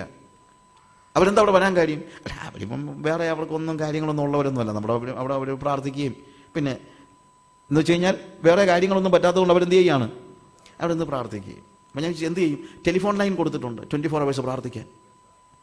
ആർക്കെങ്കിലും എന്തെങ്കിലും ആവശ്യമുണ്ടെങ്കിൽ ഉടനെ ടെലിഫോണിൽ വിളിക്കും, അന്നേരം അവർ പ്രാർത്ഥിക്കും. ചെങ്ങന്നൂരിൽ മത്തായിക്കുട്ടിക്ക് തലവേദനയാണെങ്കിൽ എനിക്ക് വേണ്ടി പ്രാർത്ഥിക്കണമെന്ന് ടെലിഫോണിൽ കൂടെ വിളിച്ചു പറയാണ്. ഉടനെ സഹോദരിമാരെ, കർത്താവേ മത്തായിക്കുട്ടിയുടെ തലവേദന മാറ്റണം യേശുവിന്റെ നാമത്തിൽ തന്നെ ആമീൻ എന്ന് പറഞ്ഞാൽ ഉടനെ തലവേദനയെന്ന് പോകും. എന്തൊരു മാജിക്കാണെന്ന് ആലോചിച്ച് നോക്കണം. ഇപ്പം നിങ്ങളുടെ പ്രാർത്ഥന എന്ന് പറഞ്ഞാൽ ഇങ്ങനെ കളിപ്പിക്കാൻ പറ്റുന്ന കാര്യമൊന്നുമല്ല. നിങ്ങൾ ആദ്യം മനസ്സിലാക്കണം. ഈ 24 hours പ്രയർ ടവർ മറ്റേത് മറിച്ചെന്നൊക്കെ പറയുമ്പോഴെല്ലാം ഹൃദയവേദനയോടെ പ്രാർത്ഥിക്കാനുള്ളൊരു അവസരം അതിനകത്ത് ഉണ്ടാകുന്നുണ്ടോ? That is my question. ഞാൻ പ്രാർത്ഥനയ്ക്കെതിരൊന്നുമല്ല, പക്ഷേ നമ്മുടെ മനസ്സിലെ ഇതൊരു മാജിക് ആണെന്നുള്ള ചിന്ത നിങ്ങൾ കളയണം. ഇതൊരു മാജിക് ഒന്നുമല്ല. ഇൻറ്റിമസിയിലേ നമുക്ക് പ്രാർത്ഥിക്കാൻ പറ്റുള്ളൂ. ദൈവത്തിൻ്റെ സന്നിധിയിൽ അടുത്തോട്ട് കയറി നിന്ന്, ആർക്ക് വേണ്ടി? നഷ്ടപ്പെട്ടു പോകുന്ന ആത്മാക്കൾക്ക് വേണ്ടി, നഷ്ടപ്പെട്ടു പോകുന്ന പട്ടണങ്ങൾക്ക് വേണ്ടി, കൊച്ചി പട്ടണത്തിന് വേണ്ടി, ആലുവായിക്ക് വേണ്ടി, കളമശ്ശേരിക്ക് വേണ്ടി ഒക്കെ കരഞ്ഞ് പ്രാർത്ഥിക്കണമെങ്കിൽ അവൻ്റെ സന്നിധിയിൽ ഇൻറ്റിമസി വേണം. നമുക്ക് അവൻ്റെ അടുത്ത് കയറി നിൽക്കണം. അല്ലാതെ ടെലിഫോൺ ലൈനിൽ കൂടെ കേട്ടിട്ടില്ലാത്ത ആളുകളെ, കണ്ടിട്ടില്ലാത്ത ആളുകളെ, ഞാനതിനെ പുച്ഛിച്ച് തള്ളുകയൊന്നുമല്ല, അങ്ങനെങ്കിലും പ്രാർത്ഥിക്കട്ടെ, ഞാൻ ഇതിനെതിരൊന്നുമല്ല. പക്ഷേ പ്രയർ എന്ന് പറയുന്നത് മാജിക് ഒന്നുമല്ല. യാതൊരു ബന്ധവുമില്ലാത്ത ആരെങ്കിലും എവിടുന്നെങ്കിലും എന്തെങ്കിലും വിളിച്ച് പറഞ്ഞുകൊണ്ട് ഉടനെ അങ്ങ് ഒരു ഹൃദയത്തിന് വേദനയില്ലാതെ പ്രാർത്ഥിക്കാൻ കഴിയുമെന്ന് ഞാൻ ചിന്തിക്കുന്നില്ല. അല്ലെങ്കിൽ അതിനെ പ്രാർത്ഥന എന്ന് വിളിക്കാൻ എനിക്ക് ബുദ്ധിമുട്ടുണ്ട്. അതിനെ പ്രാർത്ഥന എന്ന് വിളിക്കാൻ ഒരുപക്ഷെ എനിക്ക് ടെലിഫോണിൽ ആൾക്കാർ വിളിക്കും, തീർച്ചയായിട്ടും വിളിക്കും, ഞാൻ ഓർക്കും പ്രാർത്ഥിക്കത്തില്ലെന്ന് ഞാൻ പറയുന്നില്ല, ടെലിഫോണിലൂടെ വിളിച്ചുകൊണ്ട്. പക്ഷേ അവരുമായിട്ട് പ്രാർത്ഥിക്കുകയാണെങ്കിലും ഞാൻ അവരോട് ചോദിക്കുന്നത് എന്താണ് നിങ്ങളുടെ കാര്യം. I talk to them. എനിക്ക് അവരോടൊരു ഇൻറ്റിമസി ഉണ്ടാക്കാൻ പറ്റുന്നില്ലെങ്കിൽ ഞാൻ എങ്ങനെ പ്രാർത്ഥിക്കാനാ? I try to make it so clear. അവരോട് ഞാൻ ചോദിച്ച് കാര്യങ്ങൾ മനസ്സിലാക്കി. പക്ഷെ എന്നെ വിളിക്കുന്ന ആളുകൾ എന്നെ അറിയാവുന്നവർ, അല്ലെങ്കിൽ അവിടെ ഒരാൾ പ്രാർത്ഥിക്കുന്ന ഒരാളാണെന്ന് പറഞ്ഞുകൊണ്ടൊന്നുമല്ല, നമ്മളുമായിട്ട് ഏതെങ്കിലും നിലയിൽ ബന്ധമുള്ള ആളുകൾ. എനിക്കൊരു പക്ഷേ അറിയത്തില്ലായിരിക്കാം, ഒരു പക്ഷേ അവർ നമ്മളുടെ CD-കൾ കേട്ടിട്ടുള്ളവരായിരിക്കാം, അല്ലെങ്കിൽ പ്രസംഗങ്ങൾ കേട്ടിട്ടുള്ളവരായിരിക്കാം. അവർക്ക് ഞാനുമായിട്ട് ഒരു ഇൻറ്റിമസി ഉള്ളതുകൊണ്ടാണ് അവരെന്നോട് പ്രാർത്ഥനയ്ക്ക് വേണ്ടി പറയുന്നത്. അല്ലാതെ ഏതോ ഒരു ടെലിഫോൺ ലൈനിൽ വിളിച്ച് പറഞ്ഞ് പ്രാർത്ഥിക്കുക എന്നൊക്കെ പറയുമ്പോഴത്തേക്ക് എനിക്കത് മനസ്സിലാകുന്നില്ല. എന്നോട് നിങ്ങൾ ക്ഷമിക്കുക, ഞാൻ പറയുന്നത് തെറ്റാണെങ്കിൽ. കാര്യം അബ്രഹാം എന്ത് ചെയ്യുന്നു? അബ്രഹാമിന് സോദോമിനെ കുറിച്ച് ഭയങ്കര ഒരു ബേർഡൻ ഉണ്ടായിട്ട് അവൻ്റെ സന്നിധിയിലേക്ക് കടന്നു ചെല്ലുകയാണ്. He was so close to God. അവൻ പറയുന്നത് അവിടെ 50 നീതിമാന്മാരുണ്ടെങ്കിൽ അവിടെ നിങ്ങൾ ചിന്തിക്കരുത്, അബ്രഹാം പറയുന്നില്ല ലോത്തിന് അങ്ങനെ വരണമെന്നൊന്നുമല്ല പറഞ്ഞു. ഞാൻ മുമ്പേ പറഞ്ഞതുപോലെ അബ്രഹാം ഒരു ആത്മീയനാണ്. ലോത്ത് അവനെ വിട്ടുപിരിഞ്ഞത് കൊണ്ട് അന്നേരം തൊട്ട് അവൻ്റെ നാശമൊന്നുമല്ല അവൻ നോക്കിയിരിക്കുന്നത്, അവന് നാശം ഉണ്ടാകരുതെന്നാണ്. കർത്താവിനോട് അവൻ ചോദിക്കണം, 50 നീതിമാന്മാരുണ്ടെങ്കിൽ നീ അത് നിമിത്തം ആ ദേശത്തെ നശിപ്പിക്കുമോ? ആ ദേശത്തെ നീ വിടുവിക്കത്തില്ലയോ? കർത്താവ് പറഞ്ഞു 50 പേരുണ്ടെങ്കിൽ.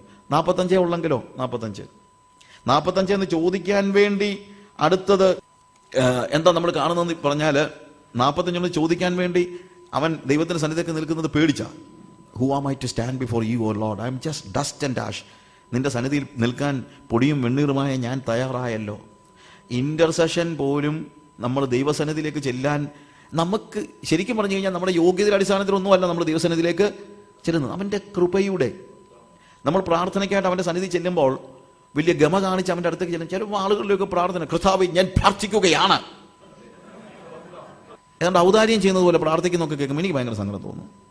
പ്രാർത്ഥനയ്ക്ക് വേണ്ടി പോലും ദൈവസന്നിധി ചെല്ലാനുള്ള നോർമൽ അവകാശം നമ്മൾ ദൈവ പൈതങ്ങളായതുകൊണ്ട് നമുക്ക് ലഭിച്ച കൃപയല്ലാതെ വേറെ അവകാശം ഒന്നും ദൈവസന്നിധി ചെല്ലാൻ നമുക്ക് ഇല്ല.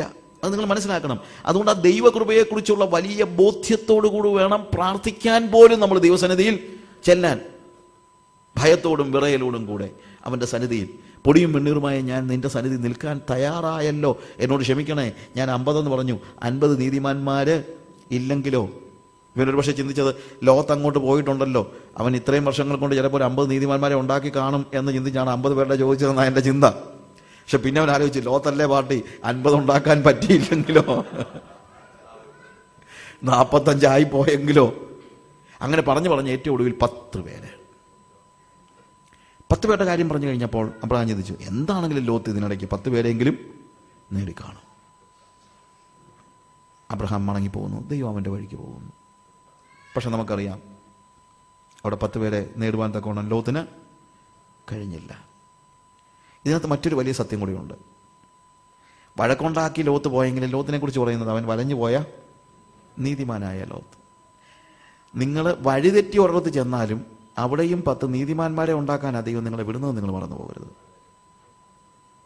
ഞാൻ പറഞ്ഞ് മനസ്സിലാക്കണം. നിങ്ങളെ ദൈവം എവിടെയാക്കിയാലും, ഒരു പക്ഷേ റിബല്യസ് ആയിട്ട് നിങ്ങൾ പോയതാണെങ്കിലും, നിങ്ങൾ ചെന്ന് കഴിഞ്ഞാൽ നിങ്ങളുടെ ഉത്തരവാദിത്വം എന്താണ്? If you are a righteous person, if you have any relation with God, make sure that you are winning souls for Jesus. യേശുവിന് വേണ്ടി ആത്മാക്കളെ നേടുന്നവരായിരിക്കണം നമ്മൾ. എവിടെ ചെന്നാലും യേശുവിന് വേണ്ടി ആത്മാക്കളെ നേടുന്നവരായിരിക്കണം. പെട്ടെന്ന് നമുക്ക് കുറച്ച് കാര്യങ്ങളോട് നോക്കാം. സോദോമിനെ കുറിച്ചുള്ള ആ കാര്യത്തെക്കുറിച്ച് നമുക്ക് പെട്ടെന്ന് പഠിക്കാം. ലോത്ത് 19-ാം അധ്യായത്തിന് 1-ാം വാക്യത്തിൽ ലോത്ത് പട്ടണവാതിൽക്കൽ നിൽക്കുകയായിരുന്നു നമ്മളിവിടെ കാണുന്നത്. പട്ടണവാതിൽക്കൽ ഇരിക്കുകയായിരുന്നു. 2 ദൂതന്മാർ വൈകുന്നേരം സോദോമിൽ എത്തി. ലോത്ത് പട്ടണവാതിൽക്കൽ ഇരിക്കുകയായിരുന്നു. അവരെ കണ്ടിട്ട് ലോത്ത് എതിരേറ്റ് ചെന്ന് നിലം വരെ കുനിഞ്ഞ് നമസ്കരിച്ചു. നമ്മൾ അബ്രഹാമിനെ കുറിച്ച് പറയുമ്പോഴത്തേക്ക് അവിടെ എഴുതിയിരിക്കുന്നത് അവൻ നിലം വരെ കുനിഞ്ഞു. അബ്രഹാമിൻ്റെ കൂടെ നിന്നായിരിക്കാം, അല്ലായിരിക്കാം, എനിക്കറിയില്ല. പക്ഷേ ഹോസ്പിറ്റാലിറ്റിയുടെ കാര്യത്തിൽ ഇവൻ വളരെ പ്രാധാന്യം കൊടുക്കുന്നുണ്ട്. എന്നിട്ട് അവരോട് ചോദിക്കുകയാണ്, യജമാനന്മാരെ, അടിയന്റെ വീട്ടിൽ വന്ന് നിങ്ങളുടെ കാലുകളെ കഴുകി രാവാർപ്പീൻ, കാലത്ത് എഴുന്നേറ്റ് നിങ്ങളുടെ വഴിക്ക് പോകുകയുമാകാം എന്ന് പറഞ്ഞു.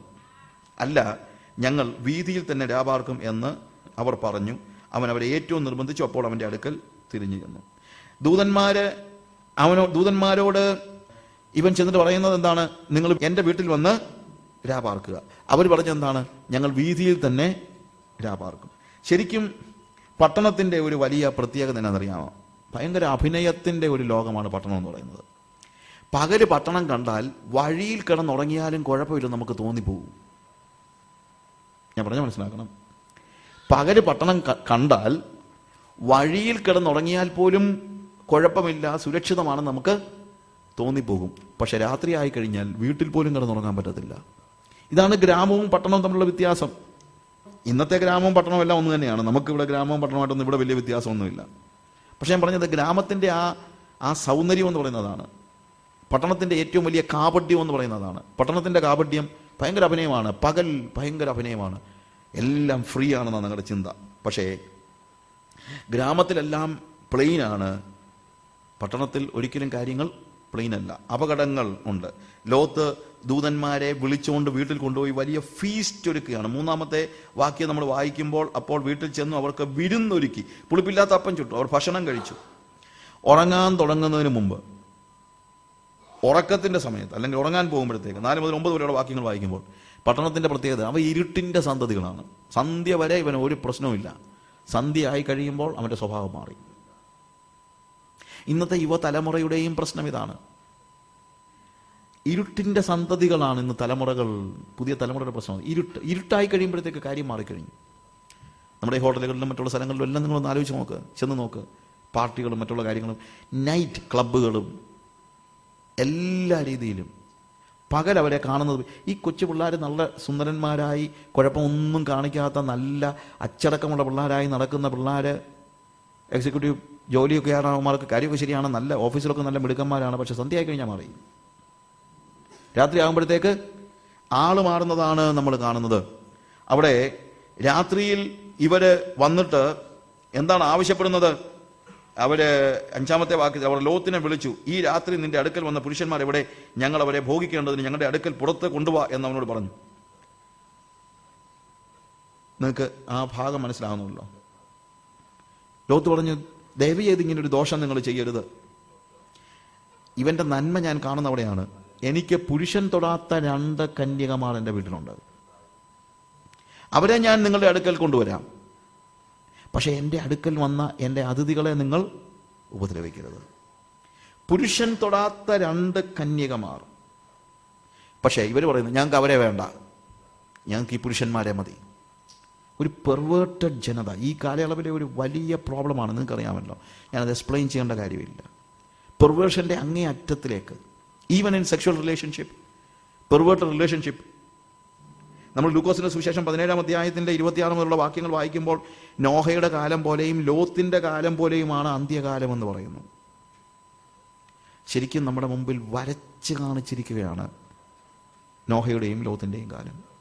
നോഹയുടെ കാലത്തേക്കാൾ കഷ്ടമാണ് ലോത്തിന്റെ കാലം. നോഹയുടെ കാലത്തെക്കുറിച്ച് അവിടെ പറയുന്നത് എന്താണ്?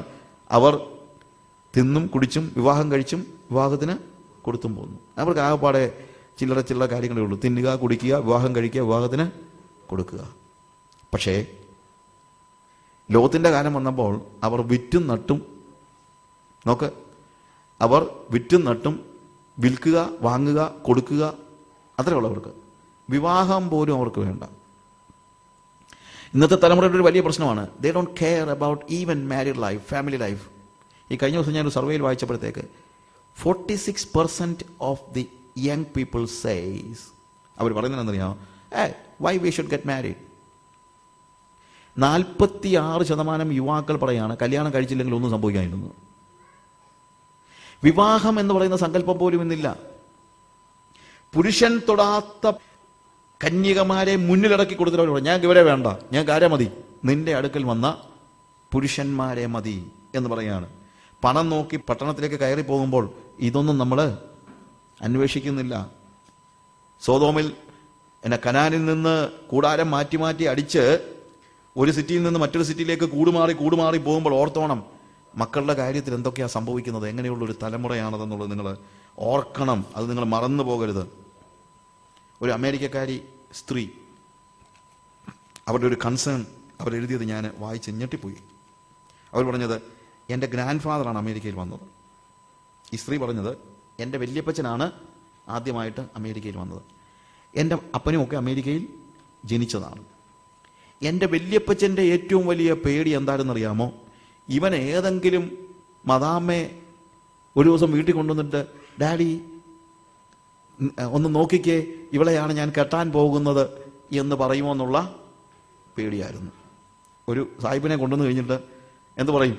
ഇവനെയാണ് ഞാൻ, അല്ലെങ്കിൽ മദാമ്മയെ കൊണ്ടുവന്ന് കഴിഞ്ഞിട്ട് എൻ്റെ അപ്പൻ പറയും, ഇവളെയാണ് ഞാൻ കെട്ടാൻ പോകുന്നത്. കെട്ടിയില്ല, കെട്ടാൻ പോകുന്നത്. അപ്പൻ്റെ അനുവാദം വാങ്ങിക്കാനായിട്ട് കൊണ്ട് കാണിച്ചതാണ്. അതായിരുന്നു എൻ്റെ വല്യപ്പൻ്റെ പേടി. ഇന്ത്യ എന്നൊരു പെണ്ണിനെ, ചെറുക്കനെ കെട്ടത്തില്ല, അല്ലെങ്കിൽ ഒരു പെണ്ണിനെ കെട്ടത്തില്ല, ഇവിടുന്ന് ഒരു പെണ്ണിനെ കെട്ടാൻ ജനിച്ചു വളർന്ന അവിടെയല്ലേ. അതായിരുന്നു വല്യപ്പൻ്റെ പേടി. പക്ഷേ എൻ്റെ അപ്പൻ്റെ പേടി അതല്ല. ഞാൻ ഏതെങ്കിലും ഒരു കറമ്പനെയും വിളിച്ചുകൊണ്ട് വന്നിട്ട്, daddy look at my husband, കെട്ടാൻ പോവാന്നല്ല, കെട്ടിക്കഴിഞ്ഞു. മറ്റേതങ്ങനല്ല, ഇതാണ് ഞാൻ കെട്ടാൻ പോകുന്ന പെണ്ണെന്ന് പറഞ്ഞൊരു സാഹിബിനെ കൊണ്ടുവന്നത്. ഇപ്പോൾ ഒരു കറമ്പനെ കൊണ്ടുവന്നിട്ട്, daddy look at my husband എന്ന് പറയുമെന്നായിരുന്നു. പക്ഷെ അതും സംഭവിച്ചില്ല. ഞാനൊരു ഇന്ത്യക്കാരനെയാണ് കെട്ടിയത്. പക്ഷേ എൻ്റെ പേടി, എൻ്റെ മോൻ നാളെ ഒരു ചെറുക്കനെ കൊണ്ട് വന്നിട്ട്, mummy look at my partner എന്ന് പറയുമോ എന്നുള്ള പേടിയിലാണെന്ന്. ചിരിക്കരുത്, അത് ചിരിക്കാനുള്ള കാര്യമല്ല. അവരവരുടെ ഹൃദയം തുറന്ന് പറഞ്ഞൊരു കാര്യമാണ്. എൻ്റെ മോൻ വേറൊരു ചെറുക്കനെ കൊണ്ടുവന്നിട്ട്, മമ്മി സീ മൈ പാർട്ട്ണർ എന്ന് പറയുമോ എന്നുള്ള പേടിയിലാണ് ഞാൻ. ഹല്ലേലൂയ. കർത്താവ് പറഞ്ഞു, അന്ത്യകാലഘട്ടത്തെക്കുറിച്ച് പറയുമ്പോൾ നോഹയുടെ കാലം പോലെയും ലോത്തിൻ്റെ കാലം പോലെയും ആകും. ഇതിക്കുള്ളിൽ എന്താ തെളിവ് വേണ്ടത്? നിങ്ങൾക്കറിയാമല്ലോ ഇന്ത്യയിൽ എന്താ സംഭവിച്ചിരിക്കുന്നത് എന്നുള്ളത്. Even homosexuality is accepted, same-sex marriage is accepted, even in India. നമുക്ക് വിശ്വസിക്കാൻ പറ്റുമോ? ഇതൊക്കെ ഒരു 15 വർഷം മുമ്പ് ഇതൊക്കെ ഇവിടെ അക്സെപ്റ്റഡ് ആകുമെന്ന് നിങ്ങൾ ചിന്തിക്കുമോ? ഞാൻ 4 വർഷം മുമ്പ് ഞാൻ മലാവി എന്ന് പറയുന്ന ആഫ്രിക്കൻ രാജ്യത്തായിരുന്നു. ആഫ്രിക്കൻ രാജ്യം. മലാവിയിൽ ഒരു സെയിം സെക്സ് മാരേജ് നടന്നു കഴിഞ്ഞിട്ട് ആ ഫംഗ്ഷൻ്റെ സമയത്ത് പോലീസ് അവരെ അറസ്റ്റ് ചെയ്തു, കോടതിയിൽ കൊണ്ടുവന്നു. കോടതിയിലെ സുപ്രീം കോടതിയിലെ അവരുടെ ജഡ്ജി പറഞ്ഞു, ഞാൻ അവർക്ക് മാക്സിമം, നിയമം പറയുന്നതായ മാക്സിമം ശിക്ഷ ഞാൻ അവർക്ക് കൊടുക്കും. എന്നിട്ട് അയാൾ പറഞ്ഞു, മലാവി ഒരിക്കലും ഞങ്ങളുടെ ഒരു മകൻ മറ്റൊരു മകനെ കൊണ്ടുവന്നിട്ട് എൻ്റെ ഭാര്യയാണ്, എൻ്റെ പാർട്ട്ണറാണെന്ന് പറയത്തക്ക രീതിയിലൊന്നും മലാവി വളർന്നിട്ടില്ല എന്ന്. ഒരു ആഫ്രിക്കൻ രാജ്യത്തിലെ ഒരു സുപ്രീം കോർട്ടിലെ ജഡ്ജി, ഞാൻ അവിടെയുള്ള സമയത്ത് അവിടുത്തെ പത്രത്തിൽ ഞാൻ വായിച്ചതാണ്, 4 years ബാക്ക്. അതേ ദിവസം, അതിൻ്റെ അതേ ആഴ്ച തന്നെ പല ഇംഗ്ലീഷ് രാജ്യങ്ങളും, പല യൂറോപ്യൻ രാജ്യങ്ങളും, പല UN പോലെയുള്ള, UN അല്ല അതുപോലെയുള്ള സോഷ്യൽ ഓർഗനൈസേഷൻസ് മറ്റുള്ള കാര്യങ്ങൾ പറഞ്ഞു. എന്താണെന്നറിയാമോ? മലാവി ഒരു കിരാത രാജ്യമാണ്. മനുഷ്യൻ്റെ സ്വാതന്ത്ര്യത്തെ അക്സെപ്റ്റ് ചെയ്യാത്ത ഈ രാജ്യത്തെ സഹായിക്കണോ വേണ്ട എന്ന് നമ്മൾ രണ്ടാമത് തീരുമാനിക്കേണ്ടി വരുമെന്ന്. ഒരു കിരാത രാജ്യമാണ്. എന്തുകൊണ്ട്? സെയിം സെക്സ് മാരേജ് അക്സെപ്റ്റ് ചെയ്യുന്നില്ല. നിങ്ങൾക്കറിയാമല്ലോ ഒബാമയുടെ ഈ കഴിഞ്ഞ വർഷം നടത്തിയ ഒബാമയുടെ ഒരു പ്രസംഗത്തെക്കുറിച്ച്, സെയിം സെക്സ് മാരേജിനെ അക്സെപ്റ്റ് ചെയ്തുകൊണ്ട് ഒബാമ പറഞ്ഞ കാര്യങ്ങൾ നിങ്ങൾക്കറിയാമല്ലോ. We have some friends, they are good people, they believe that a man is living with man is something odd. I will make them understand that it is not an odd thing. യൂട്യൂബിൽ കിടപ്പുണ്ടതൊക്കെ. ഇതാണ് ഇന്നത്തെ ലോകം എന്ന് പറയുന്നത്. ഈ ഒരു ലോകത്തിലേക്ക്, ഇതുപോലെയുള്ള ഒരു ലോകത്തിലേക്ക് നമ്മൾ വന്നെത്തിയിരിക്കുന്ന ഒരു സാഹചര്യത്തിൽ, അങ്ങനെ ഒരു സാഹചര്യത്തിൽ നമ്മുടെ കുഞ്ഞുങ്ങളുടെ ഗതി എന്താകും നിങ്ങളൊന്ന് ആലോചിച്ച് നോക്കിയേ. ഇതൊക്കെ നമ്മൾക്ക് കാണിച്ച പ്രശ്നങ്ങളാണ്. നമ്മുടെ പിള്ളേരെ നമ്മൾ എത്രയും മോഡേൺ ആക്കാനാണ് നോക്കിയത്. നമ്മുടെ പിള്ളേരെ എത്രയും നമ്മൾ ആ രീതിയിൽ വളർത്താനാണ് പരിശ്രമിച്ചത്. എങ്ങനെയെങ്കിലും ഇവരെ പുറം രാജ്യങ്ങളിലേക്ക് പറഞ്ഞു വിടാനാണ് നമ്മൾ പരിശ്രമിച്ചത്. അവർ പൈസ ഉണ്ടാക്കട്ടെ എന്നാണ് പറഞ്ഞത്. നമ്മൾ എപ്പോഴും അവരോട് ഒരിക്കലും നിത്യതയുടെ ഒരു ദർശനമോ മറ്റുള്ള കാര്യങ്ങളോ ഒന്നും നമ്മൾ റിയാലിറ്റി എന്താണെന്നുള്ളത് നമ്മൾ പറഞ്ഞു കൊടുത്തില്ല. അവർ ആഷ്ബോഷ് ഇംഗ്ലീഷ് പറയുമ്പോഴത്തേക്ക് ഇതാ മോനെ ഏറ്റവും വലുതെന്ന് നമ്മൾ പറഞ്ഞു. ഇവനോടൊക്കെ വല്ലതൊന്ന് എഴുതാൻ പറയണം. ഈ പറയുന്നതല്ലാതെ ഇവന്മാർക്ക് ഒറ്റ എണ്ണത്തിന് ഗ്രാമറും ഇല്ല, ഭാഷയും അറിയത്തില്ല. ഇവന്മാർക്ക് ആർക്കെങ്കിലും ഇംഗ്ലീഷ് അറിയാവോ? ചുമ്മാ ശിശു എന്ന് പറഞ്ഞുകൊണ്ടിരിക്കുന്നുള്ളൂ. അല്ലാതെ I'm not joking. These young guys who speak English in A very very different വേ. അത്ര ഞാൻ പറയുന്നുള്ളൂ, വേറെ വാക്കുകളാണ് ഉപയോഗിക്കേണ്ടത്. അവർക്കറിയത്തില്ല, ലാംഗ്വേജും അറിയത്തില്ല, ലാംഗ്വേജും ഇല്ല. അതാണ് language. Okay, I'm not against that. പക്ഷേ ഞാൻ പറഞ്ഞത്, നമ്മൾ നെഹമ്യായുടെ പുസ്തകം വായിക്കുമ്പോഴത്തേക്ക് അതിൻ്റെ 13-ാം അധ്യായത്തിൻ്റെ 23 മുതൽ 25 വരെയുള്ള വാക്യങ്ങൾ വായിക്കുമ്പോൾ നെഹമ്യ അസ്തോദ്യ ഭാഷ സംസാരിക്കുന്ന പിള്ളേരെ ചെവിക്ക് പിടിച്ചിറക്കി വിടുന്ന കാര്യം കാണുന്നുള്ളൂ. അസ്തോദ്യ ഭാഷ സംസാരിച്ചു, പക്ഷേ മലയാളം നമ്മൾ മറന്നു പോകരുത്. യഹൂദന്റെ ഭാഷ ഏറ്റവും കുറഞ്ഞത് അവൻ ബാബിലോണിലാണെന്ന് പറഞ്ഞാലും, ഇത് ശരിക്കും പറഞ്ഞാൽ അവർ ബാബിലോണിലല്ല സംഭവിക്കുന്നത്, യെരുശലേമിലായിരിക്കെ യഹൂദന്റെ ഭാഷ മറന്നുപോയ പിള്ളേരാണ് യെരുശലേമിൽ. അവിടുന്ന് യെരുശലേമിൽ വെച്ച് നടക്കുന്ന കാര്യമാണ് പറയുന്നത്, ബാബിലോണിൽ വെച്ച് നടക്കുന്ന കാര്യമല്ല. ബാബിലോണിൽ വെച്ച് അങ്ങനെ പിന്നെയും വേണ്ടുകയല്ലോ. ഇതാണ് നമ്മുടെ ഒരു വലിയ പ്രശ്നം. ഇവരെല്ലാവരും കൂടെ അവർ പറയുന്നത്, അവരെ വിട്ടുതന്നില്ലെങ്കിൽ നിന്നെ ഞങ്ങൾ അതിനപ്പുറത്തെ വഷളത്വം ചെയ്യുമെന്നാണ് ഇവർ പറയുന്നത്. അത് കഴിഞ്ഞപ്പോഴത്തേക്ക് ദൂതന്മാർ, നമുക്കറിയാം, ദൂതന്മാർ പെട്ടെന്ന് ഇടപെടുന്നു. ദൂതന്മാർ ഇടപെട്ടിട്ട് ഇവനെ അകത്ത് കയറ്റി വാതിലടയ്ക്കുന്നു, മറ്റുള്ളവർക്ക് അന്ധത പിടിപ്പിക്കുന്നു. അവർ പിരിഞ്ഞു പോകേണ്ടി വന്നു. അവർക്ക് ദൂതന്മാർ ഇടപെട്ടത് കൊണ്ടാണ് വാസ്തവത്തിൽ ലോകത്ത് അവിടുന്ന് രക്ഷപ്പെടുന്നത്. ദൂതന്മാരുടെ ഇടപെടൽ കൊണ്ട് മാത്രമാണ്. അടുത്തായിട്ട് നമ്മൾ കാണുന്നത് 12-ാമത്തെ വാക്യത്തിൽ ലോത്തിനോട് ഇവർ ചോദിക്കുകയാണ്, ഇവിടെ നിനക്ക് വേറെ വല്ലവരും ഉണ്ടോ? ഇവിടെ വേറെ വല്ലവരും ഉണ്ടോ? നിങ്ങളുടെ മക്കളോ? ഇവിടെ വേഴ്സ് 12 വായിക്കുമ്പോഴത്തേക്ക് പുരുഷന്മാർ ലോത്തിനോട്, ഇവിടെ നിനക്ക് മറ്റു വല്ലവരും ഉണ്ടോ? മരുമക്കളോ പുത്രന്മാരോ പുത്രിമാരോ ഇങ്ങനെ പട്ടണത്തിൽ നിനക്കുള്ളവരെയൊക്കെയും ഈ സ്ഥലത്ത് നിന്ന് കൊണ്ടുപോയിക്കൊള്ളുക, ഈ പട്ടണത്തെ ഞങ്ങൾ നശിപ്പിക്കാൻ പോവുകയാണ്. വേറെ വല്ലവരും ഉണ്ടോ? അപ്പോൾ അവർ നോക്കിയപ്പോഴത്തേക്ക് ലോത്ത് പറഞ്ഞു, ഉണ്ട്, 2 പേരുണ്ട്, പാവങ്ങൾ പിള്ളേരാ. 14-ാമത്തെ വാക്യം വായിക്കുമ്പോൾ, ആണുങ്ങളെ കെട്ടുന്നില്ല, പെണ്ണുങ്ങളെ തന്നെ കെട്ടിയേക്കാമെന്ന് നീന്തിച്ച പാവം 2 പിള്ളേരുണ്ട്. ലോത്തിന്റെ പെൺപിള്ളേർക്ക് വേണ്ടി കല്യാണം ആലോചിച്ച് ഉറപ്പിച്ച് വെച്ചിരിക്കുന്ന 2 പേര്. ഞാൻ അവരെ വളരെ അപ്രീഷിയേറ്റ് ചെയ്യുന്നു. കാര്യം എന്താ, ഒന്നുമല്ലെങ്കിലും പെണ്ണുങ്ങളെ തന്നെ കെട്ടിക്കളയാമെന്ന് ഇവന്മാർ തീരുമാനിച്ചല്ലോ. ആ തലമുറയിൽ അങ്ങനെ തീരുമാനിക്കുന്ന ആളുകൾ തന്നെ വളരെ നല്ല ആളുകളാണ്, നല്ല ആളുകളാണ്. ഞാൻ ഒരു ദിവസം ടെലിഫോൺ ചെയ്തപ്പോഴത്തേക്ക്, ആഫ്രിക്കയിലുണ്ടായിരുന്ന സമയത്ത് എൻ്റെ ഒരു ഫ്രണ്ട് ടെലിഫോൺ ചെയ്തു. അപ്പം ഞാൻ പറഞ്ഞു, ഒരു പാസ്റ്ററിൻ്റെ കൂടെ ഉണ്ട്, ഒരു നല്ല പാസ്റ്ററാണ്. പിന്നെ പുള്ളി ചോദിച്ചു, നല്ല പാസ്റ്റർ എന്ന് പറഞ്ഞാൽ, നല്ല പാസ്റ്റർ എന്ന് പറഞ്ഞു കഴിഞ്ഞാൽ പുള്ളി കള്ളു കുടിക്കത്തില്ല, പിന്നെ ഒരു ഭാര്യയേ ഉള്ളൂ. കാര്യം അങ്ങനെ ഉള്ളതിനെ തന്നെ കിട്ടാൻ ബുദ്ധിമുട്ടാണ്. 2 കാര്യങ്ങൾ കൊണ്ടാണ് ഞാൻ നല്ല പാസ്റ്റർ എന്ന് പറഞ്ഞത്. എന്തുകൊണ്ടാണ്? ഒന്ന്, പുള്ളി കള്ളു കുടിക്കത്തില്ല, പിന്നെ ഒരു ഭാര്യയേ ഉള്ളൂ. അത് തന്നെ കാണാൻ ബുദ്ധിമുട്ടാണ്. എന്ന് പറഞ്ഞതുപോലെ ഈ പെണ്ണുങ്ങളെ തന്നെ കെട്ടിയേക്കാമെന്ന് ചിന്തിച്ച ഈ പിള്ളേരുണ്ടല്ലോ. അതുകൊണ്ട് പട്ടണം നശിപ്പിക്കാൻ പോകുന്ന വാർത്ത ഇവരുടെ അടുത്ത് ചെന്ന് ലോകത്ത് പറഞ്ഞപ്പോൾ അപ്പൻ കളി പറയുകയാണെന്ന് അവർക്ക് തോന്നുന്നു എഴുതിയിരിക്കുന്നത്. അപ്പൻ എന്ത് ചെയ്യുകയാണ്? കളി പറയുകയാണെന്ന്. അവർ പറഞ്ഞു, പിന്നെ ചുമ്മാ വെറുതെ കളി പറയാതെ. എന്തുകൊണ്ടാണെന്നറിയാമോ? ഇത്രയും നാൾ കളി പറഞ്ഞുകൊണ്ടിരുന്നത് കൊണ്ടാണ് ഇപ്പം കളി പറയുകയാണെന്ന് തോന്നിയത്. അല്ലാതെ ഇവൻ ആള് സീരിയസ് ആയിരുന്നെങ്കിൽ ഇവൻ പറഞ്ഞ കാര്യത്തെ പിള്ളേർ എന്ത് ചെയ്തേനെ? സീരിയസ് ആയിട്ട് എടുത്തേനെ. കുഞ്ഞുങ്ങളോട് സീരിയസ് ആയിട്ടും കൂടെ ഇടപെടാൻ നിങ്ങൾ പഠിക്കണം. ബാംഗ്ലൂരിലുള്ള എൻ്റെ ഒരു ഫ്രണ്ട്, അവൻ്റെ അടുത്ത ഒരു സ്ത്രീ വന്നിട്ട് കൗൺസിലിങ്ങിന് വേണ്ടി വന്നതാണ്. അപ്പം മോള് ആരാണ്ടര കൂടെ ഇറങ്ങിപ്പോയതിനെക്കുറിച്ച് സംസാരിച്ചപ്പോഴത്തേക്ക് ഈ സ്ത്രീ കരഞ്ഞുകൊണ്ട് പറയാണ്, ഞാൻ എൻ്റെ മോളോട് ഒരു കൂട്ടുകാരിയെ പോലെ ഇടപെട്ടത്. അവൻ പറഞ്ഞു, അതാ നിങ്ങൾക്ക് പറ്റിയ പ്രശ്നം. മോളോട് കൂട്ടുകാരിയെ പോലെ അല്ല ഇടപെടേണ്ടത്, മോളോട് അമ്മയെന്നതുപോലെയാണ് ഇടപെടേണ്ടത്. കടിച്ചു കീറുകയൊന്നും വേണ്ട. പക്ഷേ അമ്മയും മോളും കൂട്ടുകാരാകണമെന്ന് വനിതയാണ് നിങ്ങളെ പഠിപ്പിച്ചത്, വേദപുസ്തകമല്ല. അമ്മയും മോളുമായിരിക്കണം. അമ്മയാണെന്ന് പറഞ്ഞുകൊണ്ടെന്താ കടുവായാണോ? അമ്മ അല്ലല്ലോ. അമ്മ കടുവായും പുലിയൊന്നും അല്ലല്ലോ. നിങ്ങൾക്ക് അമ്മയായിരുന്നു കൊണ്ട് തന്നെ മക്കളെ സ്നേഹിക്കാനും നിങ്ങളവരെ സ്നേഹിക്കുന്നത് ബോധ്യപ്പെടുത്താനും കഴിയും. അതിന് കൂട്ടുകാരിയൊന്നും ആകണ്ട. കൂട്ടുകാരിയെ പോലെ, അതുകൊണ്ടാണ് ലോകത്തിന്റെ ആളുകൾക്ക് പറ്റിയ ഒരു കാര്യം, കൂട്ടുകാരിയെ പോലെ ആകണ്ട, അമ്മയെ പോലെ ആയാൽ മതി. പോലീസൊന്നും ആകണ്ട. പല അമ്മമാരും അമ്മമാരായിട്ടല്ല പോലീസായിട്ട് ഇടപെടുന്നത്. അത് വേണ്ട. നിങ്ങൾ പോലീസൊന്നും ആകണ്ട.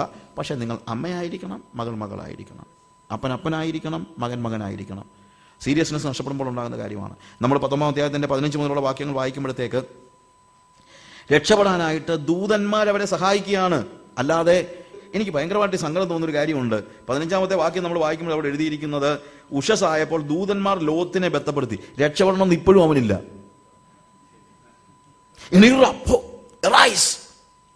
കിടന്നുറക്കമാണ്, ഭാര്യയും മക്കളും കിടന്നുറക്കമാണ്. ലോത്തിനെ ബന്ധപ്പെടുത്തി, ഈ പട്ടണത്തിന്റെ അകൃത്യത്തിൽ നശിക്കാതിരിക്കുന്ന എഴുന്നേറ്റ് നിന്റെ ഭാര്യയെയും റൈസ്, ഉറക്കമാണ്. എണീറ്റ് പോകണമെന്നുള്ള ചിന്ത ഇപ്പോഴും ഇല്ല. എഴുന്നേറ്റ് നിന്റെ ഭാര്യയെയും ഇവിടെ കാണുന്ന നിന്റെ 2 പുത്രിമാരെയും കൂട്ടിക്കൊണ്ട് പോയിക്കൊള്ളുക എന്ന് പറഞ്ഞു. ഇവിടെ ചാകാൻ പോകുമെന്ന് മനസ്സിലായിട്ടും രാവിലെ കിടന്നുറങ്ങുന്ന ഇപ്പോഴത്തെ പിള്ളേരുടെ ഒരു പ്രത്യേകതയാണ്, രാത്രിഞ്ചലന്മാരാണ്. രാത്രിയിൽ എന്തെങ്കിലുമൊക്കെ പണിയും കാണിച്ചുകൊണ്ടിരിക്കും, അല്ലെങ്കിൽ ഇന്റർനെറ്റിന് മുമ്പിലിരിക്കും, പകൽ കിടന്ന് ഉറങ്ങും. ഇല്ലേ? ഇത് വല്ലാത്തൊരു ആത്മാവ് പിടിച്ചിരിക്കുന്ന ഒരു കാര്യമാണ് നമ്മൾ കാണുന്നത്. എന്നാൽ ദൈവം കരുണ തോന്നിയത് കൊണ്ട് അവരെ വലിച്ചു പൊക്കി. 16-ാമത്തെ വാക്യം വായിക്കുമ്പോഴത്തേക്ക്, അവൻ താമസിച്ചപ്പോൾ യഹോവ അവനോട് കരുണ ചെയ്യുകയാൽ ആ പുരുഷന്മാർ അവനെയും ഭാര്യയെയും 2 പുത്രന്മാരെയും കൈക്ക് പിടിച്ച് പട്ടണത്തിന് പുറത്ത് കൊണ്ടുപോയി ആക്കി. കൈക്ക് പിടിച്ച് വലിച്ചുകൊണ്ട് പോവുകയാണ്. രക്ഷപ്പെടത്തില്ല. പല സമയത്തും ഞാൻ ആലോചിച്ചുകൊണ്ട് രക്ഷപ്പെടണമെന്നുള്ളൊരു ആഗ്രഹം. പണ്ടൊക്കെ അങ്ങനെയല്ല. ഞാനൊക്കെ കോളേജ് പഠിച്ച സമയത്തൊക്കെ കള്ളു കുടിക്കുന്നവരുണ്ട്, കഞ്ചാവ് വലിക്കുന്നവരുണ്ട്. പക്ഷെ അവർക്കെല്ലാം ഒരു ആഗ്രഹം ഉണ്ടായിരുന്നു, എങ്ങനെയെങ്കിലും ഇതിനകത്തുനിന്ന് രക്ഷപ്പെടണമെന്ന്. ഇപ്പോഴത്തെ പിള്ളേരുടെ ഒരു പ്രശ്നം, ഈ ജീവിതത്തിൽ നിന്ന് രക്ഷപ്പെടണമെന്ന് പോലും ഇതിനൊന്നിനുമില്ല. സെക്ഷൽ ഇമ്മൊറാലിറ്റിയിൽ മറ്റും വീണു പോയ പിള്ളേരൊക്കെ എനിക്ക് അന്നും അറിയാം. പക്ഷെ അവർക്കൊന്നും അതിനകത്ത് തുടരാൻ ആഗ്രഹം ഇല്ലായിരുന്നു. അവർക്ക് രക്ഷപ്പെടണമെന്നുണ്ടായിരുന്നു. പക്ഷെ ഇന്നത്തെ പിള്ളേർക്ക് അതുമില്ല. രക്ഷപ്പെടണമെന്നില്ലാത്തൊരു തലമുറ. സോദോമിന്റെ കാലം പോലെ, ലോത്തിന്റെ കാലം പോലെയാണ് ഈ അന്ത്യകാലം എന്നുള്ളത് കർത്താവ് പറഞ്ഞത് എത്ര ക്ലിയർ ആയിട്ടുണ്ട് അതുമായിട്ട് നോക്കുമ്പോൾ. എന്നിട്ട് കൈ പിടിച്ച് പട്ടണത്തിന് പുറത്താക്കിയിട്ട് പറഞ്ഞു, ഇനി ഒരു സങ്കേത സ്ഥലത്തേക്ക് നീ പോകുക. അവിടെ എഴുതിയിരിക്കുന്നത്, അവനെ പുറത്തു കൊണ്ടുവന്ന ശേഷം അവൻ ജീവരക്ഷയ്ക്കായി ഓടിപ്പോക, പുറകോട്ട് നോക്കരുത്. കൈക്ക് പിടിച്ച് പുറത്തു കൊണ്ടുവന്നത് ദൂതന്മാരാണ്. പക്ഷെ ഇനി ദൂതന്മാരെ സങ്കേതത്തിലേക്ക് കൊണ്ടുപോകത്തൊന്നുമില്ല, അത് നീ പൊക്കണമെന്നു. നമ്മുടെ ഉത്തരവാദിത്വമുണ്ട്. അതുകൊണ്ട് നിങ്ങൾ മനസ്സിലാക്കണം. പത്രോസ് ആദ്യത്തെ ക്രിസ്ത്യാനികളോട് പറയുന്നൊരു കാര്യമുണ്ട്, നിങ്ങളെ പാപത്തിൽ നിന്ന് കർത്താവ് വിടുവിച്ചു, എന്നാൽ വക്രതയും കോട്ടവുമുള്ള തലമുറയിൽ നിന്ന് നിങ്ങൾ രക്ഷപ്പെട്ടുകൊടുവീൻ. വീണ്ടെടുക്കാൻ കർത്താവ് ഇറങ്ങി വന്ന് കൈക്ക് പിടിച്ച് പുറത്താക്കി. പക്ഷേ ഇനി ലോകത്തിൽ നിന്ന്, പാപത്തിൽ നിന്ന് നിങ്ങളെ വിടുവിച്ചു, പക്ഷെ ലോകത്തിൽ നിന്ന് നിങ്ങൾ രക്ഷിച്ചോണമെന്ന്. നമുക്കൂടെ ഉത്തരവാദിത്വമുണ്ട് ഈ കാര്യത്തിൽ. ലോകത്തിന്റെ പിടിയിൽ നിന്ന് രക്ഷപ്പെടാനായിട്ട് ദൈവം നമ്മളെ കൈ പിടിച്ചുകൊണ്ട് നടത്തേണ്ട കാര്യമൊന്നുമില്ല. നമ്മൾ പോകണം, നമ്മൾ നടക്കണം, നമ്മൾ രക്ഷപ്പെടാൻ നോക്കണം. എപ്പോഴും കർത്താവ് സഹായിക്കുമെന്ന് ചിന്തിച്ചുകൊണ്ടിരിക്കേണ്ട കാര്യമില്ല. സാക്പുനൻ അദ്ദേഹത്തിന്റെ ഒരു പുസ്തകത്തിൽ പറഞ്ഞൊരു സ്റ്റോറിയുണ്ട്. അദ്ദേഹം രക്ഷിക്കപ്പെട്ടു വന്ന സമയത്ത് കൂട്ടുകാരെല്ലാം കൂടെ, രക്ഷിക്കപ്പെട്ടതേ ഉള്ളൂ, ഒരു ദിവസം കൂട്ടുകാരനെ പറഞ്ഞു, സിനിമ കാണാൻ പോകാമെന്ന് പറഞ്ഞു. സാക്കിനാണെങ്കിൽ സിനിമ കാണാൻ യാതൊരു ആഗ്രഹവും ഇല്ല. പക്ഷെ കൂട്ടുകാരുടെ നിർബന്ധത്തിന് വഴങ്ങി അദ്ദേഹം തിയേറ്ററിൽ ചെന്നു. ഏതാണെങ്കിലും അന്ന് തിയേറ്റർ അളവായിരുന്നു, അതുകൊണ്ട് സിനിമ കാണേണ്ടി വന്നില്ല. പക്ഷെ തിരിച്ചു പോയപ്പോൾ ദൈവം അദ്ദേഹത്തിന് പറഞ്ഞു, ഇന്ന് ഞാൻ നിന്നെ രക്ഷിച്ചു, നാളെ നീ നിന്നെ തന്നെ രക്ഷിച്ചോണമെന്ന്. ഇന്ന് ഞാൻ നിന്നെ രക്ഷിച്ചു, നാളെ നീ നിന്നെ തന്നെ രക്ഷിച്ചോണം. എന്നും സിനിമാ കൊട്ടക അടഞ്ഞു കിടക്കത്തില്ല. ഞാൻ പറഞ്ഞ മനസ്സിലായോ? നമ്മുടെ നിരന്തരമായ പ്രലോഭനങ്ങളിൽ നിന്ന് വിടുവിക്കപ്പെടേണ്ടതിന് നമ്മുടെ പരിശ്രമം അത്യാവശ്യമാണ്. വീണ്ടും നമ്മൾ വായിക്കുമ്പോൾ 18 മുതലുള്ള വാക്യങ്ങൾ വായിക്കുമ്പോൾ അവൻ പറയുന്നത്, ലോത്ത് അവരോട് പറഞ്ഞത് അങ്ങനെയല്ല. പർവ്വതത്തിലേക്ക് ഓടിപ്പോകാൻ പറഞ്ഞപ്പോൾ ലോത്ത് അവരോട് പറഞ്ഞത്, അങ്ങനെയല്ല കർത്താവേ, നിനക്ക് അടിയനോട് കൃപയുണ്ടല്ലോ, എന്നെ രക്ഷിപ്പാൻ എനിക്ക് വലിയ കൃപ കാണിച്ചിരിക്കുന്നു. എന്നാൽ എനിക്ക് പർവ്വതം വരെ ഓടിപ്പോകാൻ പറ്റത്തില്ല, ഈ പട്ടണത്തിലേക്ക് ഞാൻ ഓടിപ്പോക്കോളാം. അത് വളരെ അടുത്താണ്. സോവാർ എന്നുള്ള വാക്കിന്റെ അർത്ഥം തന്നെ നിയർ എന്നുള്ളതാണ്. അടുത്ത്, ലിറ്റിൽ, ചെറുതാണ്, ഒരു ചെറിയ പട്ടണമാണ്. കണ്ടോ, പർവ്വതത്തിലേക്ക് കയറാൻ പറഞ്ഞപ്പോൾ നമ്മൾ പറയുന്നത്, അയ്യോ പർവ്വതത്തിലൊന്നും കയറാൻ വയ്യ. ഇവനങ്ങ് പട്ടണത്തിന്റെ സുഖം അങ്ങ് പിടിച്ചുപോയി. വലുതല്ലെങ്കിലും സോദോം പോലെ ഇല്ലെങ്കിലും ഒരു ചെറിയ പട്ടണമല്ല കർത്താവേ, കുഴപ്പമില്ല. ഇതൊക്കെയാണ് വാസ്തവത്തിൽ പ്രോബ്ലം ഉണ്ടാകുന്ന കാര്യം. എന്നറിയാമോ? ദൈവം നമ്മളെ വീണ്ടെടുത്ത് പുറത്തു കൊണ്ടുവരുമ്പോഴത്തേക്ക് നമ്മൾ എത്ര പാപത്തിലായിരുന്നു അതിന്റെ എക്സ്ട്രീം എൻഡിലേക്ക് നമ്മൾ തിരിച്ചു പോകണം. അതിന്റെ ഓപ്പോസിറ്റ് എൻഡിലേക്ക്. എത്ര പാപത്തിലായിരുന്നോ അത് നമ്മൾ എത്ര എക്സ്ട്രീം എൻഡിലായിരുന്നോ അതിന്റെ ഓപ്പോസിറ്റ് എൻഡിലേക്ക്, അതായത് എത്രത്തോളം പാപത്തിൽ നമ്മൾ കഴിഞ്ഞോ അത്രത്തോളം വിശുദ്ധിയിൽ കഴിയാണ് നമ്മൾ നോക്കേണ്ടത്. ഈ പട്ടണത്തിലായിരുന്നെങ്കിൽ ഇനി പട്ടണമാണ് എന്നെ നശിപ്പിച്ചതെന്നും ഇനി ഒരിക്കലും പട്ടണത്തിൽ ജീവിക്കത്തില്ലെന്നും ഇനി എങ്ങോട്ട് പോകുമെന്ന്, പർവ്വതത്തിലേക്ക് കയറുമെന്നാണ് നിങ്ങൾ ചിന്തിക്കേണ്ട. അല്ലാതെ ഇത്രയും നാൾ പട്ടണത്തിൽ ജീവിച്ച് കഴിഞ്ഞിട്ട് ഇനി എങ്ങനെയാ ബ്രദറെ ഇതെല്ലാം കളഞ്ഞേച്ച് ഉടനെ തന്നെ പോകുന്നത്? നമ്മുടെയൊക്കെ ചിന്ത അതാ. ഞാൻ ഇത്രയുമൊക്കെ സുഖമായിട്ടൊക്കെ ജീവിച്ചതല്ലേ, ഇതൊക്കെ കളഞ്ഞേച്ച് എങ്ങനെയാ, ഇതൊക്കെ ചെയ്താൽ എങ്ങനെയാ? ഞങ്ങളുടെ പിള്ളേർ ഇതൊക്കെ അല്ലയോ പരിശീലിച്ചത്, അവർ പാസ്റ്റായും ഒക്കെ തിന്നല്ലയോ ജീവിച്ചത്. ഇനിയിപ്പം പോയിട്ട് എന്താ അവർക്ക് അങ്ങനെയുള്ള KFC ഒന്നും കിട്ടാത്തൊരു സ്ഥലത്ത് പോയി താമസിക്കുന്നത് എങ്ങനെയാ? ഇങ്ങനെയുള്ള ചിന്തയാണ് നമുക്ക് പലപ്പോഴും ഉള്ളത്. ലോത്ത് പറയുന്നതാണ്, ഈ ചെറിയ പട്ടണത്തിലേക്ക് ഞാനൊന്ന് പൊക്കോട്ടെ. കർത്താവിന് ഇഷ്ടമൊന്നുമില്ലായിരുന്നു പറഞ്ഞു, എവിടെങ്കിലും പോയി ഒന്ന് രക്ഷപ്പെടും. അതാ ശരിക്കും പറയുന്നത്. അവൻ പിടിച്ചു വെച്ച് പ്രാർത്ഥിച്ചതല്ലയോ? ഏതാ, പർവ്വതത്തിലേക്ക് ഞങ്ങളെ വിടരുതെന്ന് പറഞ്ഞ് സോവാർ പട്ടണത്തിലേക്ക് അവൻ ചെല്ലുന്നു. പക്ഷെ പറഞ്ഞിട്ടുണ്ടായിരുന്നു പുറകോട്ട് നോക്കരുത്. 17-ാമത്തെ വാക്യത്തിൽ പറഞ്ഞിട്ടുണ്ടായിരുന്നു. എന്നാൽ ആ പട്ടണത്തിൽ ചെന്നു കഴിഞ്ഞപ്പോൾ തീയും ഗന്ധകവും ആ സോദോമിനെ നശിപ്പിച്ചുകൊണ്ടിരിക്കുമ്പോൾ സോവാറിൽ പ്രവേശിക്കുന്ന സമയത്ത് ലോത്തിന്റെ ഭാര്യ തിരിഞ്ഞു നോക്കി അവള് ഉപ്പുതൂണായിപ്പോയി. പുറകിലോട്ട് പോകരുതെന്ന് മാത്രമല്ല, പുറകിലോട്ട് തിരിഞ്ഞു നോക്കാനും പാടില്ല. നമ്മളൊക്കെ ചിന്ത എന്നറിയാമോ? സോതോം വിട്ടല്ല ബ്രദറെ, സോതോം വിട്ട് ഞങ്ങൾ പൂർണ്ണമായിട്ടും വിട്ടു. പക്ഷെ ഇപ്പോഴും കണ്ണെവിടെയാ? നമുക്ക് പലപ്പോഴും ഉണ്ടാകുന്ന പ്രശ്നം അതാണ്. നമ്മൾ വിട്ടു എന്ന് പറയുന്ന പല കാര്യങ്ങളിൽ നിന്നും നമ്മുടെ മനസ്സ് മാറ്റിയിട്ടില്ല. പാപത്തെ വിട്ടു കഴിഞ്ഞാൽ പാപത്തെ വിടുക മാത്രമല്ല, അതിനോടൊരു വെറുപ്പാണ് നമുക്ക് ഉണ്ടാകേണ്ടത്. നമ്മുടെ പ്രശ്നം, പലരും പാപത്തെ വിട്ടു, പക്ഷെ ഇപ്പോഴും പാപത്തെ സ്നേഹിക്കുന്നുണ്ട്, ഇപ്പോഴും അത് സ്വപ്നം കാണുന്നുണ്ട്. ഞാനിപ്പോഴും ഓർക്കും ബ്രദറെ, അന്ന് ഓർക്കരുത്. തിരിഞ്ഞു നോക്കുന്നവൻ ഉപ്പുതൂണാകുന്നതാണ് വേദപുസ്തകത്തിൻ്റെ നിയമം. പഴയ മോഹങ്ങളിലേക്ക്, അതിനെ താലോലിക്കുന്ന ഒരു ചിന്തയിലേക്ക് നിങ്ങൾ കയറിക്കൂടരുത്. നിങ്ങൾക്ക് അതിനോട് ഇനി ഉണ്ടാകേണ്ടത് വെറുപ്പാണ്. എൻ്റെ ദൈവമേ, ആ പട്ടണത്തിൽ നിന്ന് നീ എന്നെ രക്ഷിച്ചല്ലോ എന്നാണ് പറയേണ്ടത്. നാശപട്ടണത്തിൽ നിന്ന് മോക്ഷപട്ടണത്തിലേക്ക് യാത്ര ചെയ്യുന്ന പരദേശി മോക്ഷയാത്രയിൽ അവൻ ഒരിക്കലും പിന്നീട് എന്ത് ചെയ്യാൻ പാടില്ല? നാശപട്ടണത്തെ സ്വപ്നം കാണാൻ പാടില്ല. അവൻ ഉപേക്ഷിച്ചതിനെ ഒരിക്കലും സ്വപ്നം കാണാൻ പാടില്ല. അവളൊരു പില്ലർ ഓഫ് സോൾട്ട് ആയിരിക്കുകയാണ്. 29-ാമത്തെ വാക്യത്തിൽ, എന്നാൽ ആ പ്രദേശത്തിലെ പട്ടണങ്ങളെ നശിപ്പിക്കുമ്പോൾ ദൈവം അബ്രഹാമിനെ ഓർത്തു. ലോത്ത് പാർത്ത പട്ടണങ്ങൾക്ക് ഉന്മൂലനാശം വരുത്തുകയിൽ ലോത്തിനെ ആ ഉന്മൂലനാശത്തിൽ നിന്ന് വിടുവിച്ചു. പ്രിയമുള്ളവരെ, ലോത്തിനെ ഓർത്തെന്നല്ല എഴുതിയിരിക്കുന്നത്. ആരെ ഓർത്തു? അബ്രഹാമിനെ ഓർത്തു. ലോത്ത് സോവാർ പട്ടണത്തിൽ കയറി. ഉപ്പുതൂണായ ഭാര്യ അവന് നഷ്ടപ്പെട്ടു. 30-ാമത്തെ വാക്യത്തിൽ, അനന്തരം ലോത്ത് സോവാർ വിട്ടുപോയി. അവനും 2 പുത്രിമാരും പർവ്വതത്തിൽ ചെന്ന് പാർത്തു. സോവാറിൽ പാർപ്പാൻ അവൻ ഭയപ്പെട്ടു, പേടിച്ചുപോയി. അവൻ്റെ ഉള്ളിൽ ബാക്കിയുണ്ടായിരുന്ന ആ നന്മയുടെ ഒരു പ്രതിഫലനമാണ് നമ്മൾ കാണുന്നത്. അവൻ്റെ ഭാര്യയുടെ നഷ്ടത്തിൽ അവൻ പേടിച്ചുപോയി. എന്ത്? ഇനി എനിക്കൊരു അപകടം പറ്റരുത്, അതുകൊണ്ട് അവൻ പട്ടണം വിട്ടുപോയി. ലോകത്തിൻ്റെ നന്മയാണ് അവിടെ. എല്ലാ കാര്യങ്ങളിലും നമ്മൾ തിന്മ മാത്രം കാണരുത്. ലോകത്തിൻ്റെ ഒരു നന്മ എന്താണ്? അവൻ പട്ടണത്തെ സുഖിച്ച് പട്ടണത്തിൻ്റെ എല്ലാ മ്ലേച്ഛതകളെയും മറന്ന് പട്ടണത്തിൽ ജീവിച്ചെങ്കിലും, പട്ടണത്തിൽ നിന്ന് സോദോമിൽ നിന്ന് അവനെ വിടുവിച്ച് വീണ്ടും പട്ടണത്തിൽ പോകാനുള്ള മോഹം അവനിൽ ഉണ്ടായെങ്കിലും, ആ സോവാറിൽ അവൻ കയറി കഴിഞ്ഞപ്പോൾ അവൻ്റെ ഭാര്യയ്ക്ക് സംഭവിച്ച അപകടം കണ്ടപ്പോൾ അവന് മനസ്സിലായി, ഇത് തീക്കളിയാണ്, പട്ടണം ഒരു തീക്കളിയാണെന്ന് അവന് മനസ്സിലായി. അതുകൊണ്ട് അവൻ സോവാർ പട്ടണം ഉപേക്ഷിച്ചു. അവൻ ഉപേക്ഷിച്ച് നമ്മൾ താഴോട്ട് വായിക്കുമ്പോഴത്തേക്ക് 31 മുതലുള്ള വാക്യങ്ങൾ വായിക്കുമ്പോൾ ഞാൻ അവിടെ ഡിസ്ക്രൈബ് ചെയ്യുന്നില്ല. പിന്നീട് വീഞ്ഞിൻ്റെ ഒരു പ്രശ്നമാണ് നമ്മൾ കാണുന്നത്. മക്കൾ അവനെ വീഞ്ഞ് കുടിപ്പിച്ച് അവൻ മ്ലേച്ഛകരമായ അവസ്ഥയിലേക്ക് വീണു പോകുന്നതായ ഒരു സ്റ്റേജ്. അത് സംഭവിക്കാൻ കാര്യം എന്താണെന്ന് ചോദിച്ചു കഴിഞ്ഞാൽ, ഈ കുഞ്ഞുങ്ങളെ ഒന്നും ഒരിക്കലും ഇവൻ ആത്മീയത പഠിപ്പിച്ചിരുന്നില്ല. മക്കൾ പഠിച്ചത് മുഴുവൻ സോദോമിൽ എന്ത് അവർ കണ്ടോ അതാ പഠിപ്പിച്ചത്. നമുക്കൊരു പക്ഷേ ജോലിയോടുള്ള ബന്ധത്തിലോ മറ്റുള്ള കാര്യങ്ങളിലോ ഒക്കെ പട്ടണങ്ങളിൽ താമസിക്കേണ്ടി വന്നേക്കാം. എന്നാലും നമ്മുടെ കുഞ്ഞുങ്ങൾ പട്ടണത്തിൻ്റെ മ്ലേച്ഛത പഠിക്കരുത്. നിങ്ങളെപ്പോഴും പഠിപ്പിക്കേണ്ടത് എന്താണ് ദൈവികത, എന്താണ് ആത്മീയത എന്നുള്ളത് അവരെ പഠിപ്പിക്കണം. ഇല്ലെങ്കിൽ ലോത്തിൻ്റെ മക്കൾക്ക് പറ്റിയതുപോലെ തന്നെ അവരെ ആര് ഗൈഡ് ചെയ്യാനാ? അവർക്ക് ആരൊരു മെൻറ്ററിങ് ആരുണ്ട്? അവർക്കൊരു മെൻറ്ററില്ല. അവർക്ക് ഒരു വചനത്തിൻ്റെ പശ്ചാത്തലമില്ല. അവർക്കൊരു ആത്മീയത അവർക്ക് സൂക്ഷിക്കാൻ കഴിയുന്നില്ല. എന്തുകൊണ്ട് കഴിയുന്നില്ല? ലോത്ത് ഒരിക്കലും ആ കാര്യം ഈ മക്കൾക്ക് കൊടുത്തില്ല. നമ്മുടെ മക്കൾ നഷ്ടപ്പെട്ടു പോകാനിടയാകരുത്. ഞാൻ ഇവിടെ എൻ്റെ വാക്കുകളെ അവസാനിപ്പിക്കുകയാണ്. പ്രിയമുള്ളവരെ, കർത്താവ് അബ്രഹാമുമായിട്ട് ഒരു ഉടമ്പടി ചെയ്യുന്നു. ആ ഉടമ്പടി എന്താണ്? ഈ ഉടമ്പടി ദൈവം ഏകപക്ഷീയമായി ചെയ്യുന്ന ഉടമ്പടിയാണ്. അവൻ നമ്മളോട് കരുണ കാണിച്ച് ചെയ്യുന്നതായ ഉടമ്പടിയാണ്. അവൻ നമുക്ക് നൽകുന്നതായ എല്ലാ അവസ്ഥകളിലും, എല്ലാ ജീവിത അനുഭവങ്ങളിലും അവനെപ്പോഴും ദൈവത്തോടുള്ള അവൻ്റെ ബന്ധം സൂക്ഷിച്ചു. He was keeping his relationship.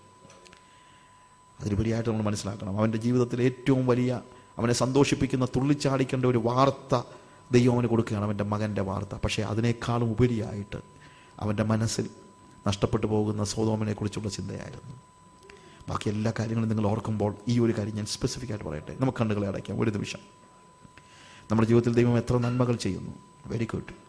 എന്നാൽ ആ നന്മകളുടെ അവസ്ഥകളിലും നമ്മുടെ ചുറ്റുമുള്ള നഷ്ടപ്പെട്ടു പോകുന്ന ആത്മാക്കളെക്കുറിച്ചുള്ള വേദന നമുക്കുണ്ടോ? ഒരു കരച്ചിൽ നമുക്കുണ്ടോ?